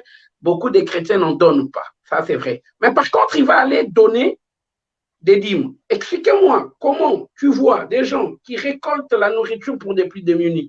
Tu ne donnes pas, mais tu dis, tiens, je vais aller donner à l'église. Mais là, si tu peux me permettre, ce que tu nous dis est très intéressant. Merci de partager. C'est notre dernière ligne droite. Nous sommes en train de chuter vers la fin de l'émission. Nous avons encore besoin de vous, hein. Vos réactions, vos questions. Là, il y a Monsieur Diayandi qui lui-même est responsable d'une assemblée et qui lui ne comprend pas ou réagit, interagit face aux fidèles qui courent donner leurs dîmes, leurs offrandes, d'abord à l'église, mais qui oublient de faire des dons. Mais réciproquement, moi, je voudrais un petit peu, voilà, contrecarrer ça dans le sens, bah, eux, on leur met la pression comme on l'a lu, la pression, où c'est écrit, hein. Il n'y a pas de discussion apparemment à faire avec la dîme, les offrandes. En tout cas, si vous avez des interactions, n'hésitez pas à nous les donner et on va les mettre en ligne. Je vois le pasteur Didier qui vient de se connecter très en retard. Joyeux anniversaire au pasteur Didier, parce que c'est son anniversaire aujourd'hui. Donc, il n'est pas très d'accord avec tout ce qui se dit. Attention, il ne faut pas tout mélanger. Bien, merci de nous préciser de quoi il parle. Voilà. Il y a vraiment de nombreuses réactions. Je vous invite vraiment à vraiment les noter et je vais les lire en ligne. Aujourd'hui, comme tu as dit, et je vois que ça se rejoint dans ces deux religions, il faut aider. Il faut aider son prochain, il faut aider les veuves et les orphelins, il faut aider les personnes en difficulté. En allant sur les réseaux sociaux, je ne vais pas cacher qu'on a beaucoup vu les musulmans. Ce n'est pas pour faire une comparaison, hein. Aider leurs prochains, faire des repas, en distribuer dans les rues de Paris, dans le monde entier. J'ai même vu une cuisine qui a été mise en place. Des dons ont été faits pour faire une cuisine, pour pouvoir aider toutes ces personnes et c'est des bonnes choses. J'ai vu aussi beaucoup d'églises donner. Je salue la Agapé Temple de la foi. C'est vraiment une église et généreuse qui donne. Vraiment, mes salutations à, voilà, au pasteur Nicole, pasteur Paul. Mais voilà, on a vu très peu ce genre d'initiative, contrairement aux demandes, avec des belles affiches données par PayPal, par MoneyGram, etc. Est-ce que ce don de libéralité, les chrétiens l'ont vraiment? Est-ce que c'est ce que vous enseignez à vos fidèles de donner, d'avoir vraiment cet amour de donner aussi à son prochain? Parce que oui, il y a la part de l'Église, mais il y a des gens qui sont en difficulté. Comme vous le savez, la prochaine thématique, ce sera par exemple sur les sans-papiers. Les églises ont été fermées, tout a été fermé, les entreprises ont été fermées. On ne peut pas nier que dans ce pays, nous avons des sans-papiers avec nous. Nous avons fait aussi une thématique sur les personnes qui sont bloquées ici, des Marocains et toute autre origine qui ont été bloquées en France ou dans le monde entier sans moyen de subsistance. Et est-ce que cette aide, ce n'est pas aussi aux fidèles de l'Église de la porter? Est-ce que ce message, vous l'avez donné en tant qu'homme de Dieu, pasteur, à vos fidèles d'avoir ce don de libéralité, de savoir donner?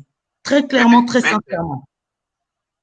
Écoute, c'est quelque chose de très simple, hein. Quelque chose de vraiment simple. Vu que j'ai d'autres choses que je souhaiterais parler, je vais sortir dans cette histoire d'argent.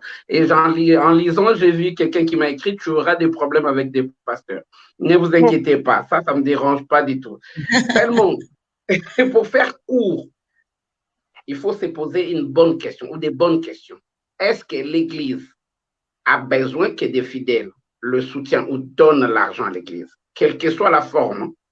Parce qu'aujourd'hui, personne ne ramène encore un mouton ou une vache à l'église. C'est l'argent. Est-ce que l'église, pour fonctionner aujourd'hui, a besoin de l'argent? Oui. Pourquoi? C'est tout simplement ce que j'avais dit au départ, que j'aime bien comment on appelle ça. Ces mots-là, je l'ai appris. Je ne connais pas l'hébreu, hein, mais je l'ai appris en hébreu où on a dit tzedaka. Dans la racine du mot tzedek signifie tout simplement justice. On donne l'argent à l'église par justice. Pourquoi? Parce que moi, si j'ai appris les choses de Dieu, c'est dans cette église. Qui doit payer cette salle? J'arrive. Il faut finir les choses. On essaie d'avancer très rapidement dans des réponses très courtes et très claires. C'est pour ça que je vais fermer cette parenthèse pour parler de quelque chose d'autre qui est aussi important. La parenthèse, parce que tout le monde me demande qui doit payer cette église, qui doit payer cette salle. Des fidèles qui travaillent. Soyons clairs. Aujourd'hui, si ton enfant qui ne travaille pas sort dehors, ramène une voiture, si tu es content, c'est que tu es un parent fou. Un parent dont l'enfant est sorti, il sait que mon enfant ne travaille pas, il a des soucis, il n'a pas de papier ou quoi que ce soit, quelle que soit la raison. Mon fils ne travaille pas. Mon fils traverse la maison avec des bijoux en or. La première chose que je poserai la question à mon fils, où est-ce que tu as trouvé ça? Tu as ramassé, montre-moi là où tu le ramasses, c'est mieux. Mais la question qui s'est dit aujourd'hui, des fidèles qui travaillent, qui gagnent l'argent légalement, ont deux choses à faire. D'abord, par justice, un croyant qui est dans cette église-là où il part tout le matin, quand il se réveille le matin, ce qui fait qu'il se réveille le matin, c'est ces grands dieux-là qui lui donnent le souffle de vie. Et son souci premier, c'est de faire en sorte que le message de ces grands dieux-là soit répandu dans tout le monde. Et il sait que s'il a confiance, parce que je vois qu'il y a un monsieur qui a parlé du mot confiance, s'il a confiance à l'église où il va, parce qu'aujourd'hui, on ne va pas mettre l'argent dans sa banque si on n'a pas confiance à la banque. S'il a confiance à l'église ou à l'œuvre qu'il est en train de le nourrir de choses de Dieu, comme Paul a dit, je vous donne la nourriture spirituelle, il est censé investir, soutenir ces hommes-là. Maintenant, à des conditions. Il faut être très court dans les réponses parce que j'en ai plein et nous tendons à la fin de l'émission. L'argent, c'est grave. Maintenant, l'unique condition. La deuxième question. Suis-moi bien. Attends, suis-moi bien. La deuxième question qui m'a été posée, on va y aller calmement. La deuxième question, qui doit rémunérer les hommes de Dieu? Je parlais du service du diaconat. À l'église, on devait avoir des diacres. Et dans les livres des Actes des Apôtres, on a expliqué comment doit être un diacre. C'est des diacres à l'église qui doivent s'asseoir, gérer l'argent et gérer aussi cette partie sociale.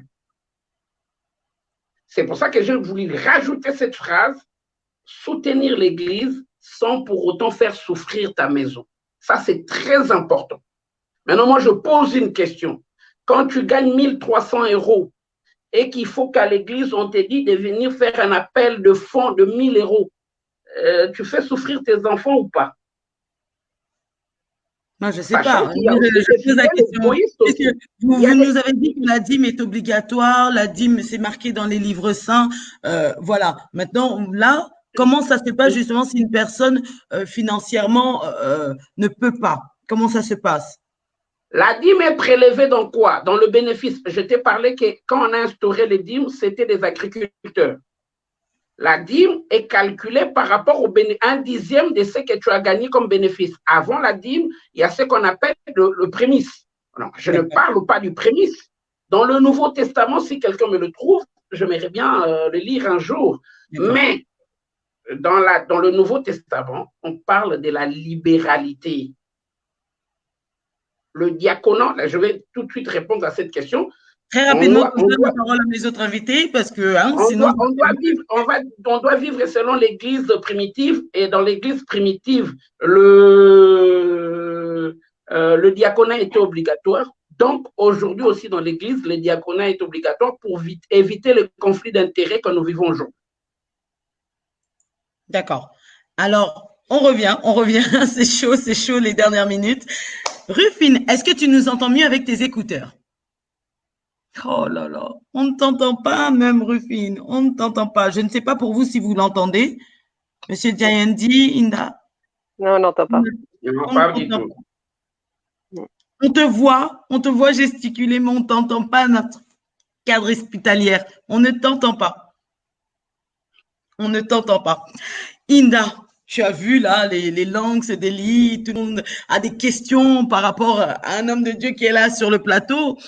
Tu peux comprendre quand même ces questions des fidèles? Bien sûr, c'est légitime. En fait, je vais dire une phrase. Dieu a facilité ce que l'homme a compliqué. Dieu est très simple, l'homme est très complexe. Tout à l'heure, j'ai lu une question qui m'a un peu touchée dans le sens où c'était un peu, est-ce que j'ai pas donné en ligne, est-ce que je vais aller en enfer? Est-ce que justement Dieu va nous juger parce qu'on n'a pas donné un don en ligne? En réalité, Dieu connaît nos cœurs et nos intentions. Et il dit justement que la niya, c'est la bonne intention, elle est supérieure à l'action. Si je n'ai pas les moyens, Dieu, en fait, il nous dit toujours de prendre soin de nos familles avant tout. Si je n'ai pas les moyens de donner, je ne vais pas être jugée parce que je ne peux pas donner.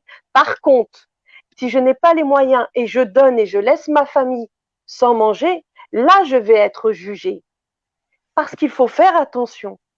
C'est très important, justement. Et c'est là encore, bien sûr, et c'est là où il faut vraiment être dans la logique, parce que tout est logique, tout est justesse, tout est justice. Et puis, il faut savoir une chose, c'est que l'aumône, c'est un droit du pauvre. Dieu a créé l'aumône car c'est un droit du pauvre. Et il a créé l'aumône en fonction, comme a dit M.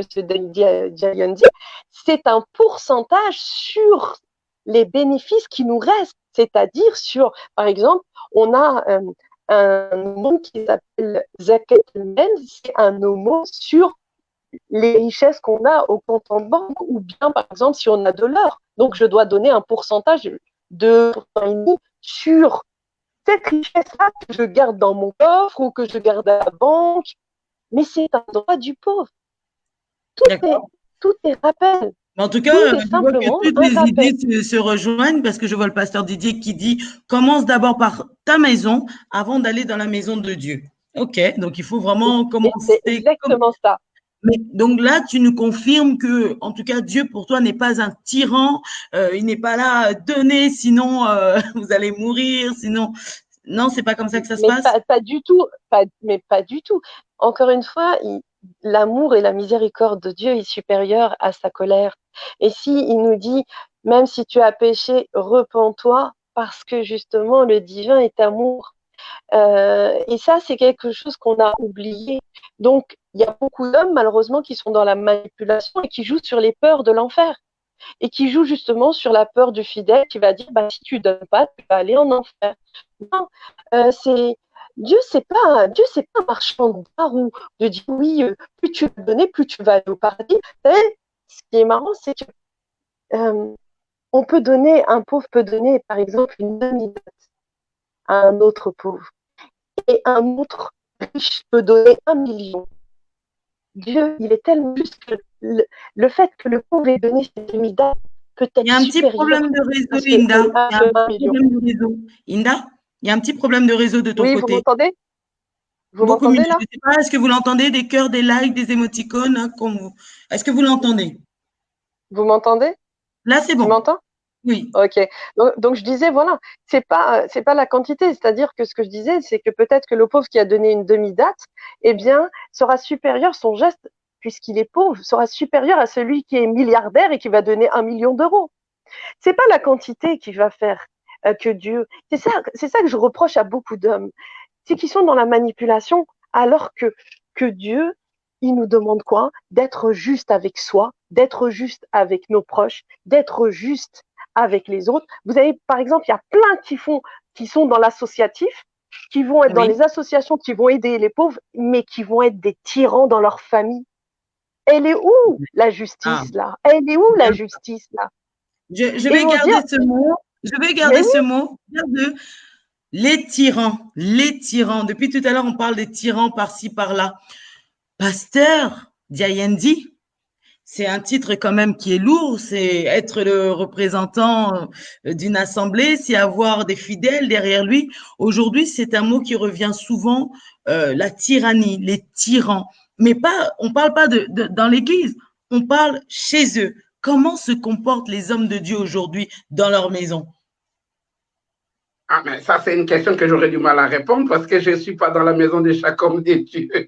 Parce qu'aujourd'hui, on voit toutes ces choses en fait exposées avec la force aujourd'hui des réseaux sociaux, etc.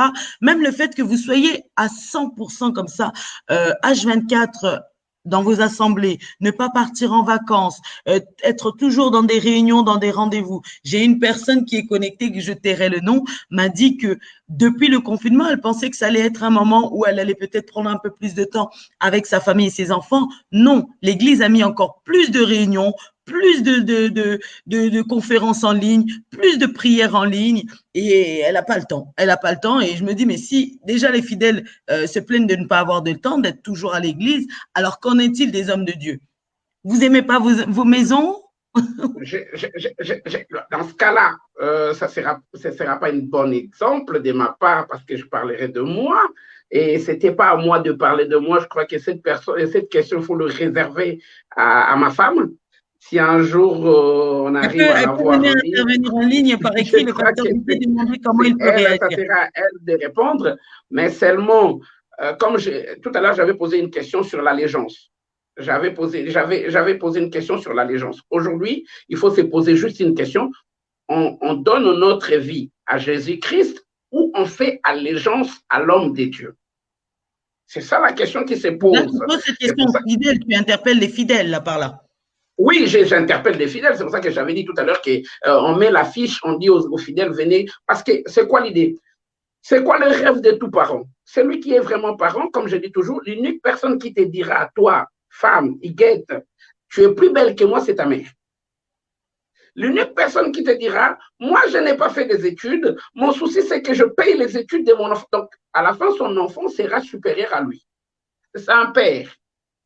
Donc, aujourd'hui, notre rôle, ce n'est pas de garder des fidèles, parce que ce ne sont pas nos fidèles, comme disait encore ses grands frères Paul, qui disait à qui j'ai baptisé, à qui j'ai donné ma vie pour lui. Donc, notre idée, ce n'est pas de garder. Moi, personnellement, ma manière de vivre, je m'excuse de le dire, je vais le dire, j'y vais moins souvent chez des fidèles. Et ma façon de vivre, beaucoup de gens, je suis moins dans cette histoire de leader, comme j'ai dit, cette énième ministère qu'on a fait rentrer. Je ne suis pas chef de qui que ce soit. J'ai mes problèmes, j'ai ma famille. J'avais célébré un mariage, il y a pas, je crois, l'année passée. Et cet enfant, c'est vraiment, c'est ma fille, c'est quelqu'un que je connais, c'est quelqu'un que j'aime beaucoup. Mais à l'entrée de la salle, vu que c'est moi qui l'accompagnais, je lui ai soufflé à l'oreille. Elle ne m'avait pas bien compris. Je lui ai dit, tu sais, maintenant que j'accepte de te donner en mariage, laisse-moi tranquille. Il est grand temps de m'appeler seulement quand c'est vraiment important. Moi, j'estime que tu es maintenant capable de gérer tes problèmes. Donc, ne me réveille pas la nuit parce que moi aussi, j'ai ma femme. On ne peut pas me charger. Moi aussi, j'ai ma femme. Moi aussi, j'ai mes enfants. J'ai ma famille. Je suis un pasteur que tous les ans, je pars en vacances. Et je compte continuer comme ça, partir en vacances. Ce n'est pas mon église. Mon idée aujourd'hui, c'est former des gens qui vont partir, qui vont s'aider. Le plus grand rêve aujourd'hui, c'est que tout ce que je commençais avec tout petit, que je puisse m'asseoir, parce que cette question m'a été posée par un fidèle. Il me dit, c'est quoi ton rêve? Je dis, moi, mon rêve, c'est de m'asseoir, de voir un gamin ou un jeune ou un fidèle qui, au départ, il ne connaissait pas les choses, prêcher plus que moi. C'est ces jours-là que je veux croire et que je vais accepter que je fais du bon travail et qu'il y a cette continuité, comme a dit Paul, comme la fierté que Paul avait pour Timothée. Donc, cette histoire, cette question qui m'est posée, je suis mal placé pour répondre. Pour répondre à cette question, je donne mon exemple, ma partie à moi, qui je suis pasteur d'une église, mais chef des tribus. Je suis tout le temps entouré de mes enfants et de mes nièces, de ma femme. Je suis tout le temps entouré de ma famille. Donc, moi, j'estime que c'est une question qui m'est parvenue. Il faut être très bref là. On est vraiment au timing de fin. Pourquoi les gens ont peur de la pandémie? Quand je parle des gens, c'est les gens qui font partie des assemblées, des lieux de culte. Pourquoi ils ont peur? Pourquoi ils ont eu peur de cette pandémie? Oui, tu me diras que c'est normal, hein, la peur est humaine. Tu me diras que comment dire, les morts autour de nous, ça ne peut que nous faire peur. Mais vous, est-ce que vous avez trouvé aussi les moyens? Vous avez pris le temps de parler avec vos fidèles par rapport à ça? Ah non, je vais répondre, je ne peux pas répondre, je ne peux pas raccourcir, je vais donner une réponse qui sera… Permettez-moi, je ne peux pas raccourcir. Si on a eu peur, et je crois Indra a parlé de quelque chose, la manipulation volontaire comme involontaire, ce qui a fait aujourd'hui que les gens ont peur parce qu'on a prêché la fin du monde. Dans chaque religion, oui, dans chaque religion, on a une partie qu'on appelle l'eschatologie. Et aujourd'hui, quand cette pandémie est arrivée, on a dit à tout le monde, c'est la fin du monde. Allô, allô? Oui. Alors, attends, Monsieur Edette, si tu peux garder cette réponse, elle a tellement eu du mal à pouvoir avoir la parole. Effectivement, oui, merci beaucoup. Alors, Rufine, ça va? Oui, ça va très bien, Yguette. Juste ajouter le volume, enlever les autres micro, on entend son écho. Mets bien le volume sur toi. Oui. Attends, je Il y a quelqu'un qui a mis un micro. Tu peux enlever l'écho qu'on entend si tu as un autre portable ou ordinateur. On ne veut qu'entendre ta voix. Oui, Alors, je t'ai baissé. mets du volume. Si vous entendez Rufine, n'hésitez pas à m'écrire et je reposerai les questions de Charlène Delis, etc. Rufine, peux-tu te présenter pour les personnes qui ne te connaissent pas? Oui, bonjour tout le monde. Je m'appelle Rufine Balouni, infirmière de bloc opératoire et hygiéniste. Donc, j'ai occupé pendant quelques temps le poste de cadre hygiéniste, mais bon, j'avais envie de retourner dans le soin. Je réintégré le bloc opératoire, mais je suis toujours hygiéniste. Très, très bien. Alors, Rufine, moi, je te connais, une femme très active, très engagée, avec de nombreuses casquettes, si tu peux en parler rapidement. Oui, tout à fait, tout à fait. Donc, Présidente d'association, je crois. C'est ça, je suis mère de famille, mère de 2 enfants, mamie de 2 petites filles et présidente de l'association Les Blues Boss International qui a pour vocation de proposer la formation continue et le renforcement professionnel de personnel soignant au niveau de la RDC. Et nous mettons en place un centre d'enseignement à distance pour le maquillage cosmétique, justement pour la prévention, essayer d'éduquer un peu le jeune femme au niveau de l'Afrique pour apprendre à s'occuper d'elle. N'est pas à croire que si jamais il faut toujours absolument éclaircir sa peau pour devenir belle, donc on peut valoriser sa peau tout en restant ou en gardant sa peau noire. Voilà.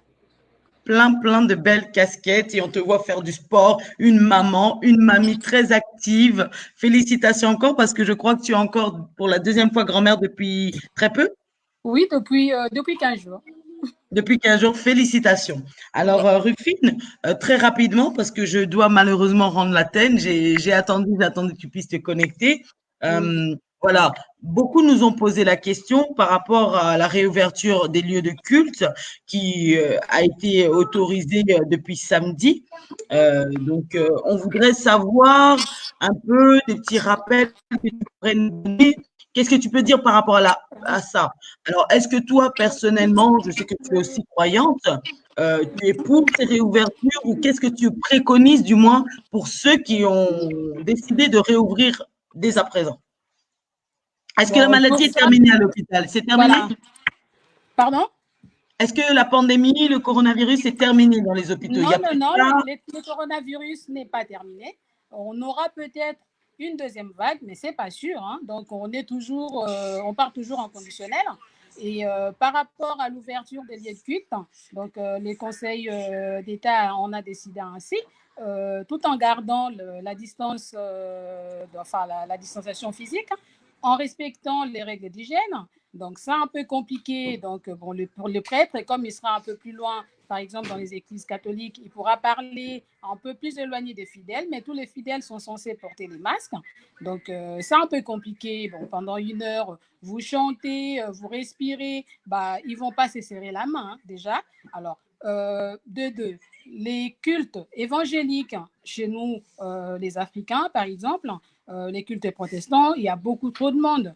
Il y a beaucoup trop de monde et souvent, ce sont des bâtiments, enfin des vieux bâtiments, des anciens entrepôts qu'on a convertis en salles des fêtes qui n'ont pas des systèmes de renouvellement d'air. Donc là, d'où les risques vraiment de reconduire, de retransmettre encore les virus parce qu'il va rester dans un endroit confiné pendant plusieurs heures. Parce que sachant que quand on est à l'intérieur, souvent la porte est fermée.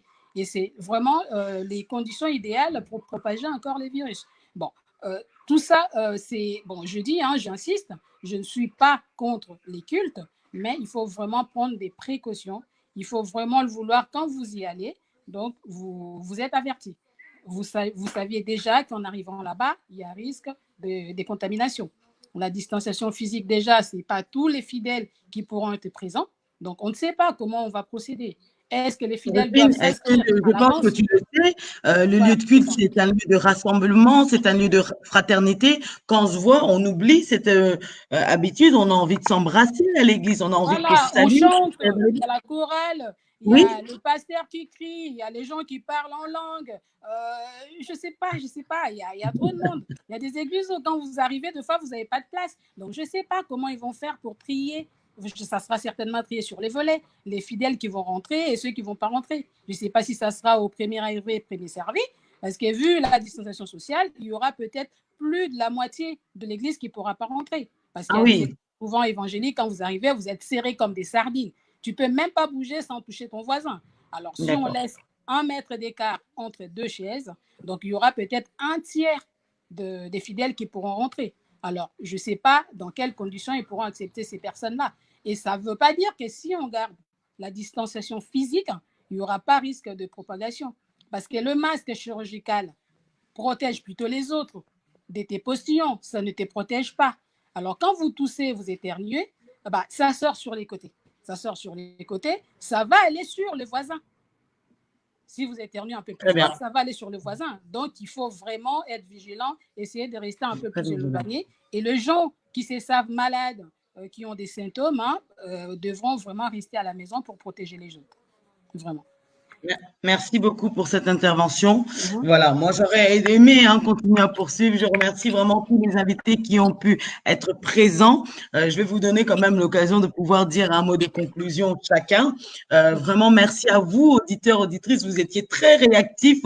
Je vous remercie. Je vous invite vraiment à partager l'émission. Ça pourra vraiment servir pour nos invités qui n'ont pas pu être présents. On fera certainement une deuxième thématique. On verra sous quelles conditions plus tard.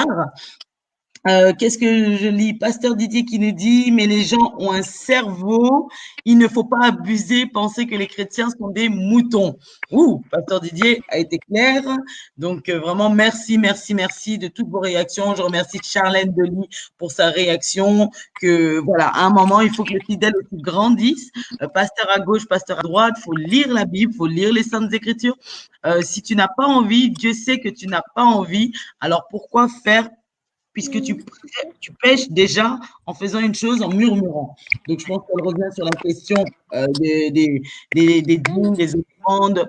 Jean Didas qui nous dit, pour continuer le respect de la distanciation et de l'accueil de tous les fidèles, les églises seront amenées à organiser plusieurs cultes chaque dimanche.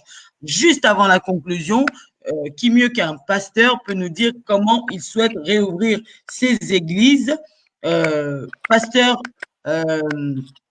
Diayandi, très rapidement, tu as les salutations de Aldan Mbemba qui nous remercie pour cette thématique, mais c'est aussi Omba Mbemba qui remercie, je vois pas mal de monde. Pasteur Didier aussi, si tu peux nous écrire très rapidement comment tu souhaites mettre en place ces nouveaux cultes, voilà, avec cette distanciation, tout ce que notre infirmière cadre nous a cité pour l'hygiène, pour la protection des fidèles. Monsieur Diayandi, très rapidement. Est-ce que vous êtes pour cette ouverture ou est-ce que vous préférez Très rapidement, nous tous, nous avons oublié que cette pandémie a aussi, ça s'est propagé aussi dans une église évangélique à Milouze. Tout le monde aujourd'hui a oublié Milouze. Malheureusement, je réponds en un mot, je suis contre cette ouverture des églises parce que même la loi française sur son article 223 parle de la mise en danger de la vie d'autrui. Ouvrir des églises à des conditions qu'on est en train de le faire, c'est vraiment la mise en danger de la vie d'autrui. C'est pas l'amour. On peut continuer. C'est pour ça que j'ai dit, ma conclusion était qu'on devait parler de la peur qui a cette fin du monde qu'on a mis dans la tête des gens et qu'aujourd'hui on va leur dire, donc vous avez loupé la fin du monde. Venez rapidement, je trouve ça méchant. On devait encore retarder l'ouverture de l'église. C'est là l'engagement. Moi, personnellement, on va retarder l'ouverture de l'église. Donc, il y a pasteur Didier qui propose des solutions pour réouvrir son église. Il faut retirer une chaise entre les fidèles et faire en sorte de respecter les gestes barrières. Rufine, je ne sais pas pour toi si ça suffit. Renouvellement d'air, l'aération aussi. Qu'on a mis dans la tête des gens. On va en débattre, on fera une deuxième partie par rapport à la réouverture des églises. On n'a pas pu bien approfondir cette thématique. J'avais des questions à poser à mes autres invités. Ah, c'est bien. Inda arrive à se connecter pour clôturer avec nous. J'ai 0% de charge. Je ne peux pas mettre ça. Alors, ton mot de la fin. Bah, le mot de la fin, en tout cas, ça a été un bonheur pour moi de participer à cette émission. Merci, monsieur le pasteur. C'est vraiment, et c'est là qu'on voit qu'on a le même discours. On a le même discours de communauté. 0. Ah, ça va couper. Bye. Bye, Hilda. Merci. Merci d'avoir participé. À très bientôt. Alors, ben, je vais donner aussi le mot de la fin à Rufine. Donc, merci à William, merci à Adolphine, merci vraiment à Pasteur Didier. J'espère que bah, c'est toi qui viendras maintenant sur le plateau pour cette deuxième thématique qu'on va préparer convenablement et on espère que toutes les personnes qui n'ont pas pu être présentes, qui avaient beaucoup à dire pourtant, mais on espère qu'ils pourront se connecter. Rufine, à toi, notre chef médical, pour le mot de la fin. On te laisse cet honneur. Merci beaucoup. Qu'est-ce que tu voudrais nous dire? Oui, on t'écoute. Ton mot de la fin. Moi, je voudrais dire, pour moi personnellement, c'était mieux encore de suivre le culte en ligne, hein, les temps de s'organiser. Bien sûr qu'on pourra retirer, moi je dirais même pas un siège sur deux, hein. Moi je dirais plutôt deux sièges entre deux personnes, de retirer pour garder vraiment une bonne distanciation sociale. Et il faut appliquer bien correctement les gestes barrières, les lavages de mains ou la friction à la solution hydroalcoolique avant d'entrer à l'église. Garder bien son masque.